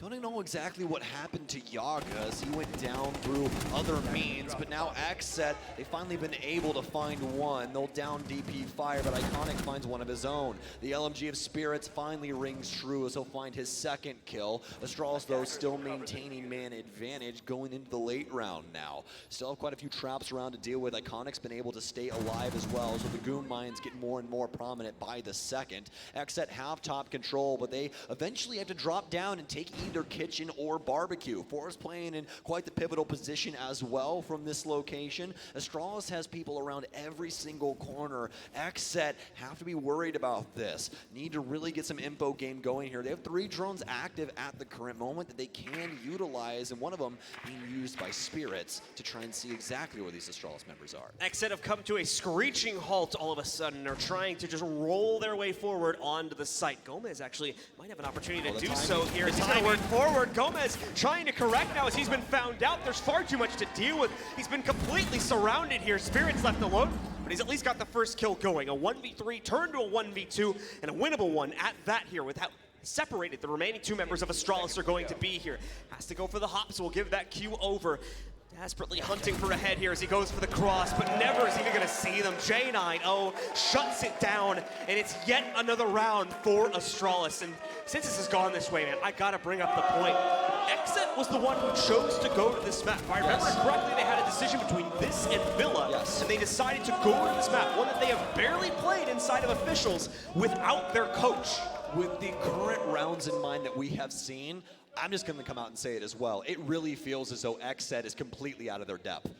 Even inside of the initial round that they had, where they had a very good chance of taking it, Astralis still outplay them on a lower man count. They're constantly getting caught off guard by these angles that they don't even know exist. They're so tunnel visioned on trying to get these certain, things that they've been able to discover throughout the round that they're not worried about what these other members of Astralis are doing, and they're getting severely punished by it time and time again. They're going to call the tax timeout now since Astralis has rang up 3, but the big issue with that is, obviously, XSET, they get some time to talk. They're down their coach, but also guess what? Astralis has time too, and they have call out. Yep, they're going to have him, and he can provide feedback on everything that may have gone a little awry inside of these first 3 rounds. Quite a few of them were quite close at the end of the day.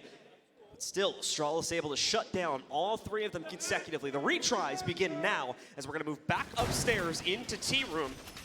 And already, we've got a very interesting repick coming in for Kino. Initially selecting in towards the ace, now going to swap out towards a Monte. And this is a huge break in the playstyle from XSET, to say the least. I mean, this is a huge break in the playstyle of Kino.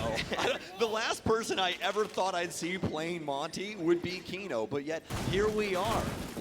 When it comes down to Siege, you really do have the option to bring everything in the kitchen sink. There's so many different operators on the offense, have myriad of different weapons. Just so happens to be that Monty happens to be a very large guy with a huge shield that's very difficult to deal with in a lot of different ways. He's constant pressure, and that's a great thing about him. Past that, you always have to keep him in the back of your mind, because the moment you look away from him, somebody like Anakin from Cyclops will shoot you in the side of your head, and you really don't want that one to break down through those means. But past that, Yaga will also bring the Ying to flourish. So it is looking like XSET coming back into this one are going to try to focus pretty heavily on the execute here, especially with Yaga's operator selection.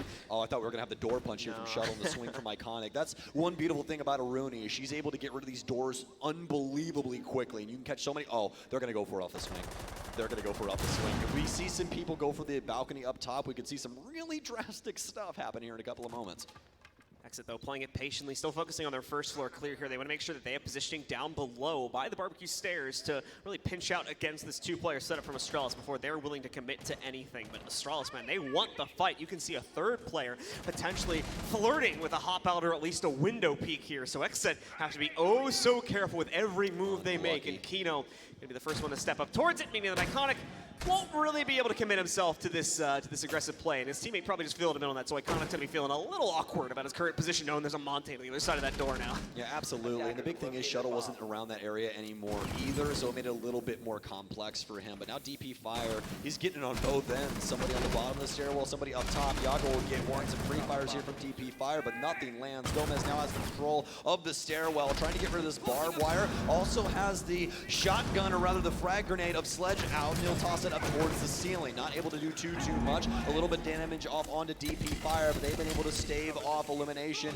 for him as well as Shuttle. Some Candelas out, but the smokes are holding down the stairwell. This push looks like it's not coming together for XSET at the current moment. Something has to give. At the moment, though, Astralis is only holding it back primarily with utility, whether the smart glasses negating out the Candelas or the toxic babes stemming the tides for Montaigne and some of these other players looking to push their way in. That will run out sooner rather than later, and here we go. It seems like that time is now. Spirits has access to be able to push himself forward through the T-room and take out the players on the other side of the breach, but still, DP Fire has recharged the glasses. He'll be able to get one more before he goes down. It doesn't seem like it's necessarily enough, though. Gomez and Yaga picking up the exchange and a +1 Forest, trying to hide in a pixel. It'll work. He'll get one more for him, but he misses. Spirit still hiding in the corner just by the entryway. Jane I know has been left alone in a 1v3. One of those three is Montaigne, and what a flick to take out the first, but still can't contend with Yaga on the rappel, who is haunting them all throughout that round. Even the Warden play could not fend that back off, and so our attackers finally get onto the board here with the first round on number 4. XSET played that extremely well given the circumstances. So much utility tossed at Black Stairs, and Astralis constantly hucking it. But for XSET, they back off. They let them get all of their anger out. Yes, please throw all of this at our Monty and see what happens. Well, you guys all saw it firsthand. XSET established the cross and take control of Karaoke, making it so difficult for Astralis to try and cross what little hallway there is, but it seems like a mile. As soon as they run out, they are bodied time and time again. And so another rotation for Astralis, as they're not actually going to stick around inside of those same sites. As we've seen throughout the course of this series, they've never really been one to try that, even when the rounds are relatively close. They want to move forward, they want to focus on other things. We've got more repicks coming back in here. Initially a Nook shown for Yaga, but he's actually going to bring it towards a Dokkaebi, who was initially picked by Diaz, who wants to bring the Ying in, because, hey, it worked well enough as a distraction more than anything. And even though we do have the Warden still being played by Iconic, as long as they can contain him, more importantly, knock him out inside of the early engagements here, those Candelas will still have massive use on the execute for Diaz and the rest of XSET. She just has crazy strong utility across the board. You have the smokes, Candelas, as well as an 81 drum mag on the T95. What else could you possibly want on one character? Well, you could possibly have some glasses that look through flashes. That'd be nice, wouldn't it? And that's why Warden is in play here for Iconic. They more than likely know XSET are going to stick to their guns after what we had just saw, so more than likely a good idea to keep him around for the time being, and well, he's still got really solid utility across the board for him as well. Astralis will finally start knowing at least the beginnings of what XSET's setup is looking like as a single panel breaks down at the top of house stairs. So with XSET starting to make progress, the first breaches have been made to allow them to move forward. Gomez will continue to investigate things by the bars as well, to continue to look for options in terms of roaming Astralis players that might be susceptible to being taken down. DP Fire would be certainly one of those, so we can see him kind of exposed on a little island by himself right now, but still, XSET would have to not only find him, but lock him down, and instead, it's going to be Iconic. We talked about how they wanted to take the Warden down early, and they're going to be gifted him as they walk right up and find him, still moving positions. Yeah, I mean, Iconic's not even anywhere near sight. No idea what he was doing. He's gunned down all the way downstairs. DP Fire will get one, but Spirits answers now. Yaga off the board. That's going to be all the dope calls out and gone. And now a lot of damage dealt by the XSET members to Astralis, but Shuttle doesn't matter what the HP bar is. He's still willing to take the challenge. DP Fire going to have to potentially contend with that issue as well. As we can see, he's so low right now. One stray bullet will end his engagement here on the 5th round, but still wants to position himself properly to be able to fend off the swing that more than likely is going to be coming in from XSET pretty soon. As we can see, Gomez moving his way down through Dragon, has support from his teammate, but misses the play from DP Fire. Hiding in plain sight on the top of these stairs, he catches Gomez instead, and has now made up the difference for his health deficit there. If he goes down, it's still relatively winnable by his 2 other teammates here, but if he can continue to waste time or waste players away from the XSET roster, that'll be even better. And this is the issue with Astralis picking off Yaga first. You don't have these dope calls anymore to give you information. Instead, they now have to try and swing into this. Some stuns out. It will get an Astralis member, but nobody's pushing forward. Low HP on quite a few of these members. We have a Nitro Cell from underneath from Forest. Some crosses covered by the other two weaker players as well. DP Fire trying to find a body across up top, but they don't know that Forest is worried about the verticality. It's all left down to Kino as the Candela goes out. He'll gun down Forest, but I don't believe he knows where the last member is. DP Fire skippering off. He'll re-challenge. Shuttle taking some very serious damage. This AK-12 can totally get it done, but look at the HP bars on all of these players. It's a 1v1. Kino, can you do it? It's down to the plant here. He has to try and stick it. 8 seconds remain. DP Fire, he climbs up the stairwell. Can he get Kino off of it? He reads it incorrectly, but more than likely knows exactly where these members are. He heard this plant go down. I believe he saw just the barrel there, but he finds him. DP Fire shuts it down. It's 4-1 for Astralis. DP Fire with the big clutch, plenty of excess time. Are even going to be so cautious he creeps back up for the counter defuse just to make sure there was nothing else there. There was no claymores to be worried about. No 1v0 this time around. Astralis pick up yet another round, retake their advantage, and continue to lead at 4-1. This is all I have to say about Astralis at this moment. That three right there, those are some nasty boys, man. That is disgusting what they were able to produce right there. Both players go downstairs, the Nitro Cell goes off, but then for XSET, they don't even consider that somebody could be downstairs staring up through the verticality, and they're punished yet again. Some of this unorthodox play is catching them extremely off guard, and it's gotta be very, very frustrating, especially after the last round they just gathered. But now, Astralis have a chance to put this to a 5-1 deficit for the offensive squad. Specifically for Kino right there in that situation, he's had a little bit of a hit or miss game so far here. And despite the fact that his role kind of allows for him to have those types of games, he's still that clutch player they look to inside of these 1vx's to come out on top of them and to come just so close, literally one bullet away from clutch to get the plant down, only to lose it there. That's gotta hurt, but they can't be thinking too much about that. They're falling further and further behind with Astralis now only 3 rounds from their semifinal spot being locked in. They need to focus up and get themselves into the site. And the good news is we are going to be returning upstairs into the tea room here where XSET has already found a winning strategy a few rounds back. They're going to redeploy exactly towards that with their repicks now. We're getting real serious now, John. If you want to know what Ward was doing in that bathroom, he proned to check the drone hole to make sure that there was no drone in it. That's the kind of stuff we do in Rainbow Six. You want to see some sweat? I will camp your drone holes and make sure that you don't get any information. Truly incredible stuff here from Astralis, recognizing out early on where the potential info game from XSET could be coming from, but past that, we're about 20 seconds in, and they are centralizing themselves around this northeast end. Remember, the site, a little while farther into the actual map here, but, you know, a centralized effort, that's really what Rainbow Six Siege is about when it comes to team play. Already going to see bullets going all across the map here. Iconic's position will be revealed by a drone passing into the meeting room. Still not going to be able to flush him out entirely, but as you guys probably noticed, not a whole lot of reinforcements onto the walls surrounding him, so he's got to constantly keep the eyes in the back of his head open here to make sure that he does not get flanked out. Unfortunately, that's going to be fairly distracting, so won't be able to focus too heavily on denying the initial pressure from XSET. They'll be allowed in here, and you can see some of the members of Astralis already flirting with potentially falling back towards the site, those that extended out from Dragon and other parts of the map.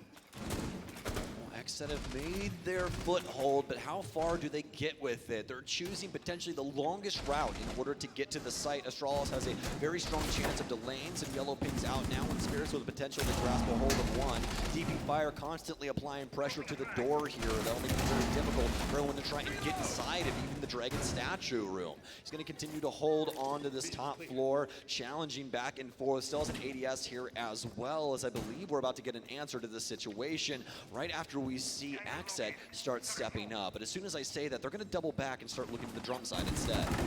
Gomez pre-firing as he works his way through. Still ends up on the losing end of the trade, though. So much more damage coming back onto him. They do have a hot ping onto at least one member from Astralis, but they're just playing with him. He's going to hop back over the top here, get himself on top of the roof unit, just to fend these players off. He knows he's been revealed, but he doesn't care too much about it here, and the drone will finally be denied out by DP Fire. He'll even drop back down and potentially try to line up towards a flank a little bit later on here. So much time being wasted away from XSET, and only just now are we starting to see the Toxic Babes flood out also here. One additional one was used besides neutralize the one you guys saw, which means Forest has one remaining one in the pocket. XSET cannot afford to stem the tides anymore. They've got to push their way through. They're going to attempt to go for the long swing past Drum into Geisha to get themselves out on site, and that's a strong move from Gomez. It secured their first kill against Forest here with only 30 seconds left, though. They've got to move so quickly, and Astralis, are they ready for it? That becomes our next question here as XSET gets within just a hair's reach of the site. Shuttle fends off the first attempt to work their way in. Jane, I know, with the Rockets number 2. They're continuing to falter. Diaz, the only exchange from this so far, but with his second, that might have been enough. Gomez goes down, so now Diaz sits alone in the 1v2. No case control either. He's got to retrieve that. Has access to karaoke, but there is no time left. He's got to stick it, and Astralis are waiting right around the corner to deny him. They'll wrap their way back up here into karaoke, shut him down, and lock down another round from Astralis at the end of the half. XSET are going right for the middle of the map, but there's really no potential to build from that area. When you get a hold of things like Temple and like Drum, you only have 2 doors in that very central wall. Drum, they have nowhere to go. That's the problem. They keep trying to take control of that and then move downstairs or like deal with the bottom setup or move in through Geisha and all that stuff. But the issue is that it takes them up until like 1 minute and 15 seconds to actually get to that point. And then it's all decided to how these rounds actually break down with, you know, the utility as well as the gunfire back and forth between these two. And time again, Astralis end up on top of the heap, especially as they're able to maintain control downstairs. It's so difficult for this XSET team to really get anything going. It's going to be a 5-1 half in favor of Astralis. If they start off strong here, they can end this very quickly.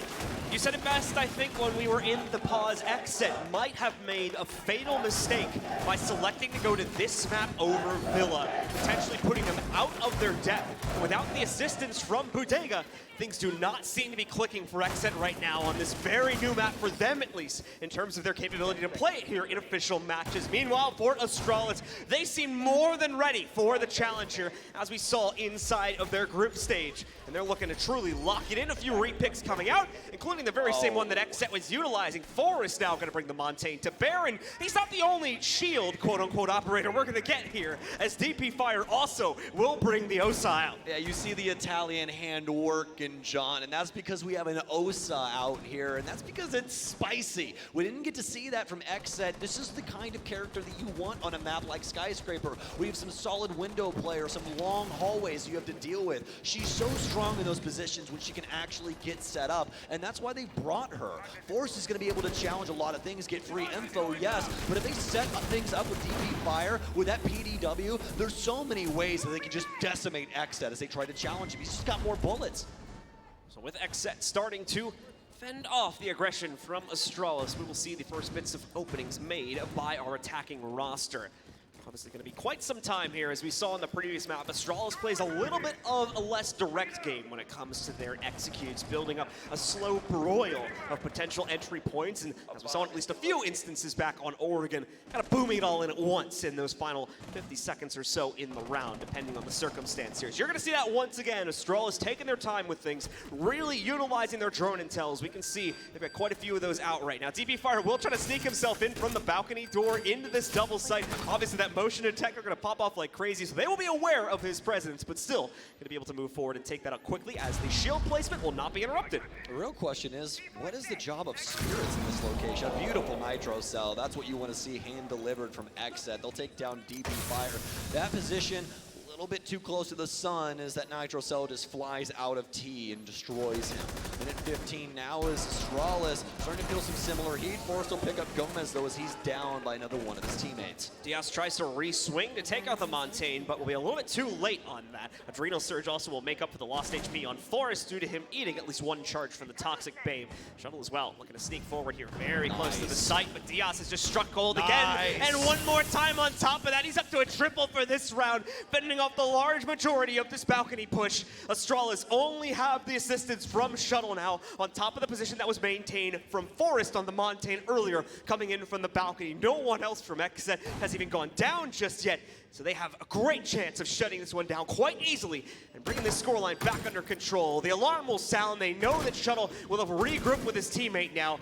And this is going to be a bit of a rough effort from Astralis to try and get this done, as indeed Yaga will find the cross against Shuttle. That leaves Forrest all on his lonesome here. And it's time to back up. It's time to talk a bit, as there's nothing else that can be done on this round. They're going to walk right out, send the Nitro towards him, and it'll land too, taking him down. Spirits gets the final kill of the round, and XSET get a second overall. Yeah, no timeout allowed. All right, we're just going to take that away from you, too. The big thing there was XSET denying Osa. You could see that a lot of Astralis' game plan centralized around DP Fire, and as soon as that Nitro cell goes off, they really have no idea what to do. They're discombobulated. They're trying to find an answer, and time again, XSET are able to punish them. But specifically, DS Lucas, as he is just taking down every single member that steps in his way. A triple kill for him on that round, and hopefully a lot more where that came from. Ladies and gentlemen, XSET is currently down 3 rounds. Can you guys give them some assistance? I feel like we lost some of the XSET crowd. I don't know what happened to them. They go to the bathroom, got dinner. I don't know. But as for Astralis, though, still ahead by 3 and hoping to get their first offensive round here in round 8. We're going to see a few switch-ups here. They will also fall into the same tendencies that we were getting out of XSET in the previous half here. The Ying will come out for our attackers on Astralis. Most notably, it'll be a switch away from a Twitch to accomplish it. J90 will bring an additional hard breach operator in, and we're actually going to get the Thatcher. If my memory is working correct today, I believe that is the first time we have seen either team pick into it in this match. Wrong. No? Okay. Shuttle had it last round, actually. Oh, did he? Yes, Okay, he did so indeed. I just missed the detail there then, so my How bad. dare you, in a game that has so many things and has stuff flying and walls being destroyed, you forgot a single detail? Fired. I'm sorry, John, I can't talk to you any longer. Either way, though, 5-2, round 8, as we were just saying. XSET, though, going to have Yaga onto the Warden this time around. DS finding quite a bit of success with the last time that he played Mira, so feeling quite comfortable on this. This is basically going to be a completely backward setup from what we saw the last time. We saw XSET still extend themselves into kind of that mid-hallway where you have, Shrine as well as Drum and stuff like that. But this time, obviously, it's not going to be tier. It's going to be exhibition. So, make things a little bit easier for XSET in some certain senses, but past that, I have to fight hard for the balcony control later on, though. Even though Astralis, as of right now, not really going for it. Really trying to mess with Terrace at the current time and see what they can get done with this space. Good amount of drone clearance coming in from Astralis, though, as you guys were seeing them rocket that forward here. We can see Gomez still waiting on the interior of the site as a bunch of soft pings going to come out for Astralis to indicate as to where these XSET players are positioned at. DP Fire will take a massive amount of damage from one of the members of XSET here. Able to get away from it, thankfully, though, so keeps himself in the fight for a little bit longer. While at the same time here, we're seeing Spirits trying to contend against the opening of the wall here. That's been done by Forrest. He'll follow this up with 2 flashbangs as well. The Candelas will also flood in for one of XSET. That's in the path of those going to be blind here. Won't be able to fight back. So they'll have to give up those positions. However, they won't last forever. Spirits, he's ready to fight. Alpha seemingly was ready to fight against Forrest, but no! He gets the double on the Hibana. Instead, opens it wide open towards Drum. And Astralis will take down both Yaga and Spirits to get them the 5v3 advantage. Who needs an entry when you have a hard breacher willing to do the dirty deeds? Forrest swings 2. Forrest swings 3. A triple kill for him. He's trying to get them to match point as fast as humanly possible. Kino, though, has some words to say about that. He'll take down Shuttle, quickly traded out by J90. It's all down to DS. Got a triple in the last round. He's going to need a quad for this one. Diaz inside of a 1v4 still has control over the site, so it's not done just yet, but they already seem to have a good lock as to where he's positioned at here. J90 flicks right on him, takes a few shots to lock him in, but there you go. Another round on the board here for Astralis. They are rocketing forward. That's already 50% of the rounds they need just in that single one to move on to face off against Oxygen tomorrow afternoon. I'm just waiting for some of the XSET fans to just be like, yeah, I was rooting for Astralis the whole time. Yeah, I don't know what you're talking about, man. Yeah, to the stars, baby. Iconic, go. We're all just fans of good games. That's true, that's true. And the big thing is, we're all fans of North America. We're just looking for some amazing success here. And honestly, I said this right after you and I pulled this game. Man, I feel really bad for putting them against each other. Like, I really wish that we would have pulled anything else. But, circumstances are circumstances. And speaking of those, XSET currently down 4 rounds to Astralis on the offensive side, who are looking dastardly strong. They need to run all 4 of these consecutively now.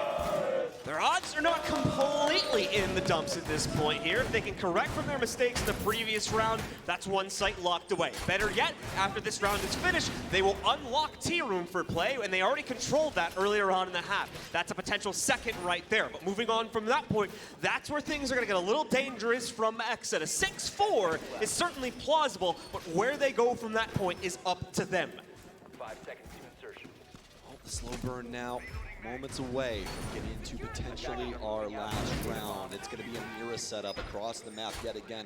This is more than likely going to start to be one of Mira's premier maps when it comes down to it. We see more and more people play it. You can see the amount of pitch points rather, and the amount of crosses that you have to deal with when it comes to a lot of these setups that both of these teams are producing for their defensive end. Astralis just seemingly better at dealing with them at the current moment. But for XSET, if a couple things go their way, they can definitely pick up around just some very unfortunate circumstances that we've seen them in time and time again, whether it be Spirit swinging wide and getting gunned down by Forest, or Forest swinging even wider and picking up another that's all the way down on the other end of the building.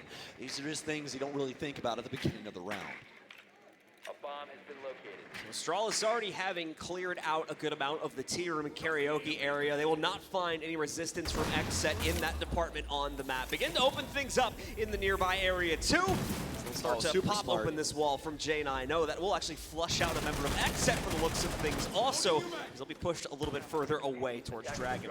Yeah, using the Selma charge to mask the audio of him swinging in. Those Selmas are incredibly loud. You guys have more than likely seen quite a few people use those, whether it even be inside of a clutch situation. Just slap it on something random and let it start going off because, again, it's extremely loud. It makes it to where you can actually move around unsuspected by a lot of the defensive members.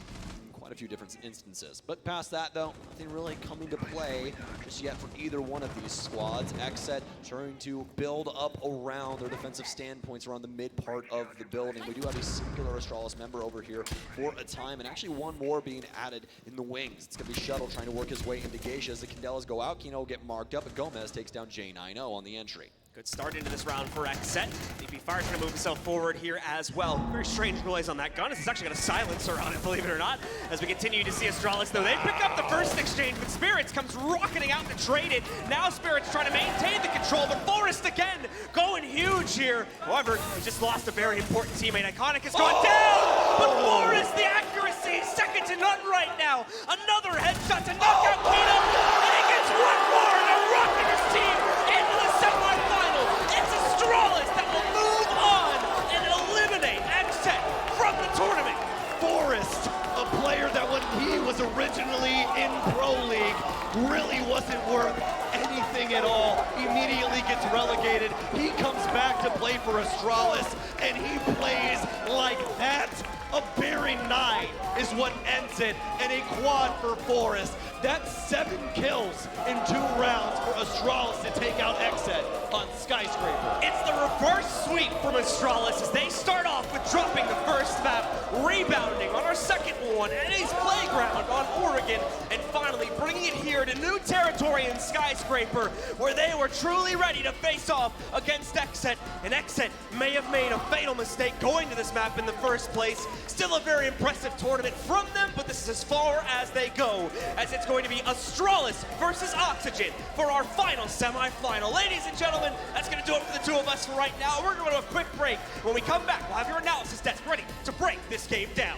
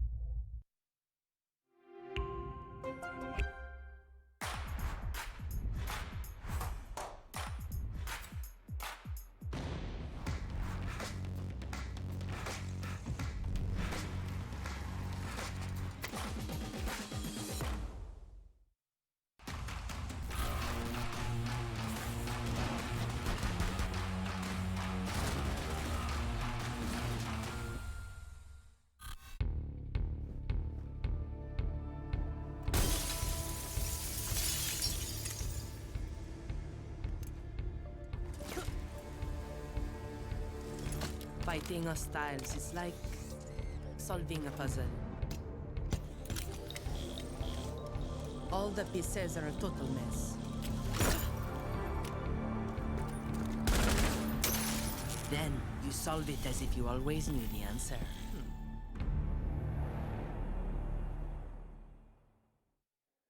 It has been a long old day here in Charlotte. But the energy is still through the roof. And the man standing to my right now must be feeling like an absolute rock star. Astralis are our final team to make it into the semi-finals. I'm, of course, standing with the man who is iconic. Straight up, how are you feeling about everything that has just gone down in front of you? I'm ready to handle OXG. That's it. The crowd think you're ready as well. I mean, you didn't get off to the ultimate start there. You really had to kick back on that second map. How much, did you have to really, push this team to make sure you ensured that you went to that final map? I mean, obviously, first map, it was just mistakes on us on the attack part. We were a bit too slow. On Oregon, we talked with Call Out. We just picked up the pace, and we just kind of ran through them. You particularly, you found this new gear, right? You are absolutely on fire right now. What is it about your gameplay that it just feels like it's clicking for you right now? I feel like it's not even my gameplay. It's mostly just a team, just how we play. It allows me to just really be the best, just the best self that I can, and I just love these guys to the right of me. Are you the coolest man in Siege? I mean, yes. I mean, I've been out on the streets of Charlotte, and I've seen this man tear past me on a scooter several times. And even at that point, I'm like, this man's going to be dangerous on the server. Do you think that your opposition tomorrow in that semi-final, Oxygen, are going to, prevent you from making it to the final? How much of a threat do you see these guys as being to you? I mean, obviously they're a threat, and they're one of the only teams that's beat us this past year, and it's time to change that. So we'll see OXG tomorrow. All right, one more time for Iconic, and of course, Astralis, who are your last semi-finalists. All right, I just want to briefly, if we can, just have a look at the last remaining members of the audience that are here.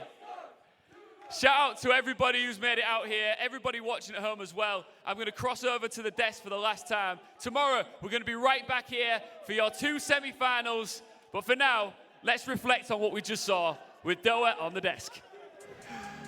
Yes, that's right. Thank you very much, Ian. Not just me, though, but my analysts that have been with me all day long. Fresh, Jesse Chick. Here we are at the end. I feel like it's kind of like the end of Lord of the Rings, and like Frodo and Sam were like, it's over, it's done, that kind of thing. But it was a great day of Rainbow Six Siege, no doubt about it. Some of the best matches we have had all year, and what a way to end it off. With a 3-map series, Astralis versus XSET. It kind of went down to that third one. Well, it did go down to that third one. And Astralis finally found the dominance they were looking for in the first 2. Listen, I know it's a long day, but this is a game that deserved 3 maps. Yeah, XSET versus Astralis is what people have been wanting to see for so long here on the big stage, the All-American, to have 2 NA teams going at it. I thought it was a lot of fun. Fofo San XD in the end, closing out the game for Astralis. We love to see it, and I mean, that's just the resilience, right? I think by the time we got to the end of that third map, it was clear one team still had the energy, they had the gas in the tank, and the other team just didn't quite have it. Yep, that's right. And it's rough to say goodbye to XSET. They have been such a fun team to watch in NAL, and also this week in Charlotte. They'll be back in stage 2, obviously, but what a run for that squad to make it this far, right? Yeah, and I think expectations for this XSET roster was not that they would be here. Maybe it was internally, but the kind of public expectations of them. So they've had a very good account of themselves. They'll be, of course, very disappointed to lose this fixture. Nobody wants to lose, but they can be proud of, coming here, getting themselves out of groups, being very competitive inside this game. Ultimately, they just didn't have enough. I don't know if it was map pool, because it seems odd to go to Skyscraper in the final map of a best-of-3 between these 2 series. Yeah. I think I said it right at the very start of this, was that I felt like Astralis would have a very good read on XSET. Yeah. It took till the 3rd map for that to really show through, but Astralis, particularly on the defense of Skyscraper, they were so in the face of XSET. They were so just able to lock down any map position. The only round that XSET took on the attack was when they had to go like path of least resistance with the Monty to achieve that.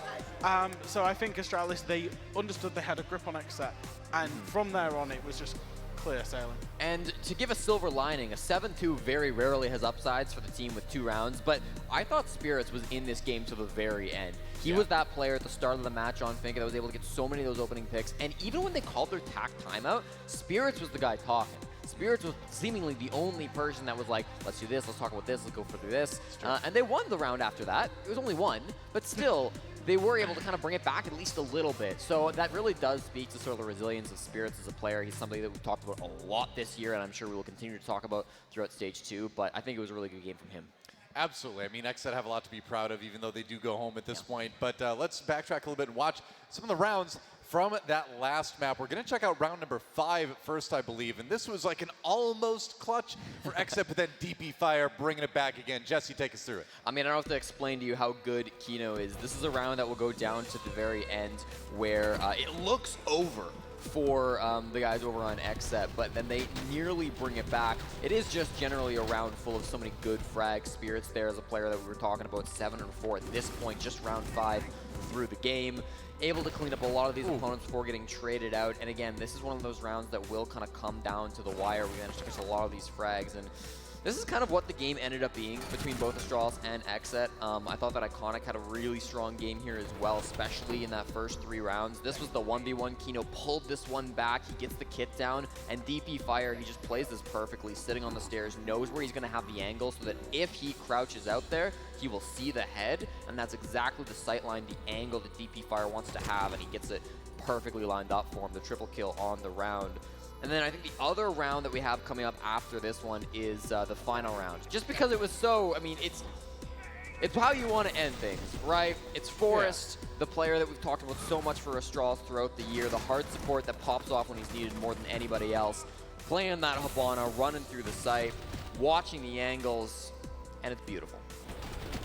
Absolutely. I mean, what more could you ask for? Tomorrow's match between Astralis and Oxygen is going to be titanic. Like, this is going to be like Godzilla, King Kong. This is going to be like, we're going to sit back and be like, let them fight, right? Because it is going to be an amazing series. Let's check out the bracket to see exactly what we've got to look forward to tomorrow. In fact, we just were talking about the one we know of, but we also will see Team Liquid versus Dark Zero. So Team Liquid, our finally non-NA team, still alive in the tournament. They'll go up against Dark Zero. That one should be a close match, should be an awesome one as well, Fresh. Yeah, and as the non-NA person, I was a Team Liquid fan from day one, clearly. Oh, yeah, obviously, so there's no worrying who I'll be supporting in that one, but absolutely what a banger. I think we've got the best 4 teams out of the 8 teams that were here. Yeah. The best 4 have obviously proceeded. It's very easy to say that, but they've all looked very, very good today. These are, you know, it's very obvious. These are currently the best 4 teams in the world, and I cannot wait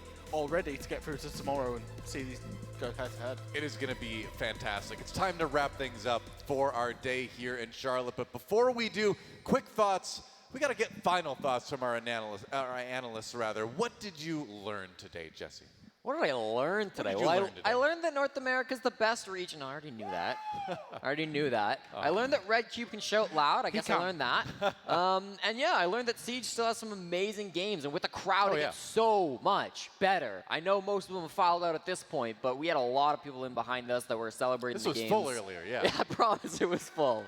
You know, they saw it. They saw it. They did. It was a good time, though.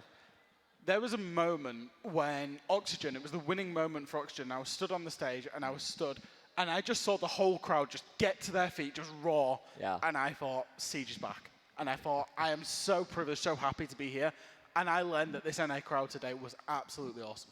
Absolutely. I mean, man, for me, after 2 years, being in a venue with a live crowd again was just fantastic. Like, this is how esports is supposed to be. I mean, yeah, we're using mice and keyboards. We're in front of a screen, right? But what esports does best is it brings us together. It doesn't matter who you are, where you're from. We just like fighting each other in video games. And that's cool, right? That makes esports cool. Siege is cool as well. Thank you so much for watching all day. Thanks to our production crew for putting on a great show. Thanks to the players for playing great games. Thanks to Ubisoft for making the game.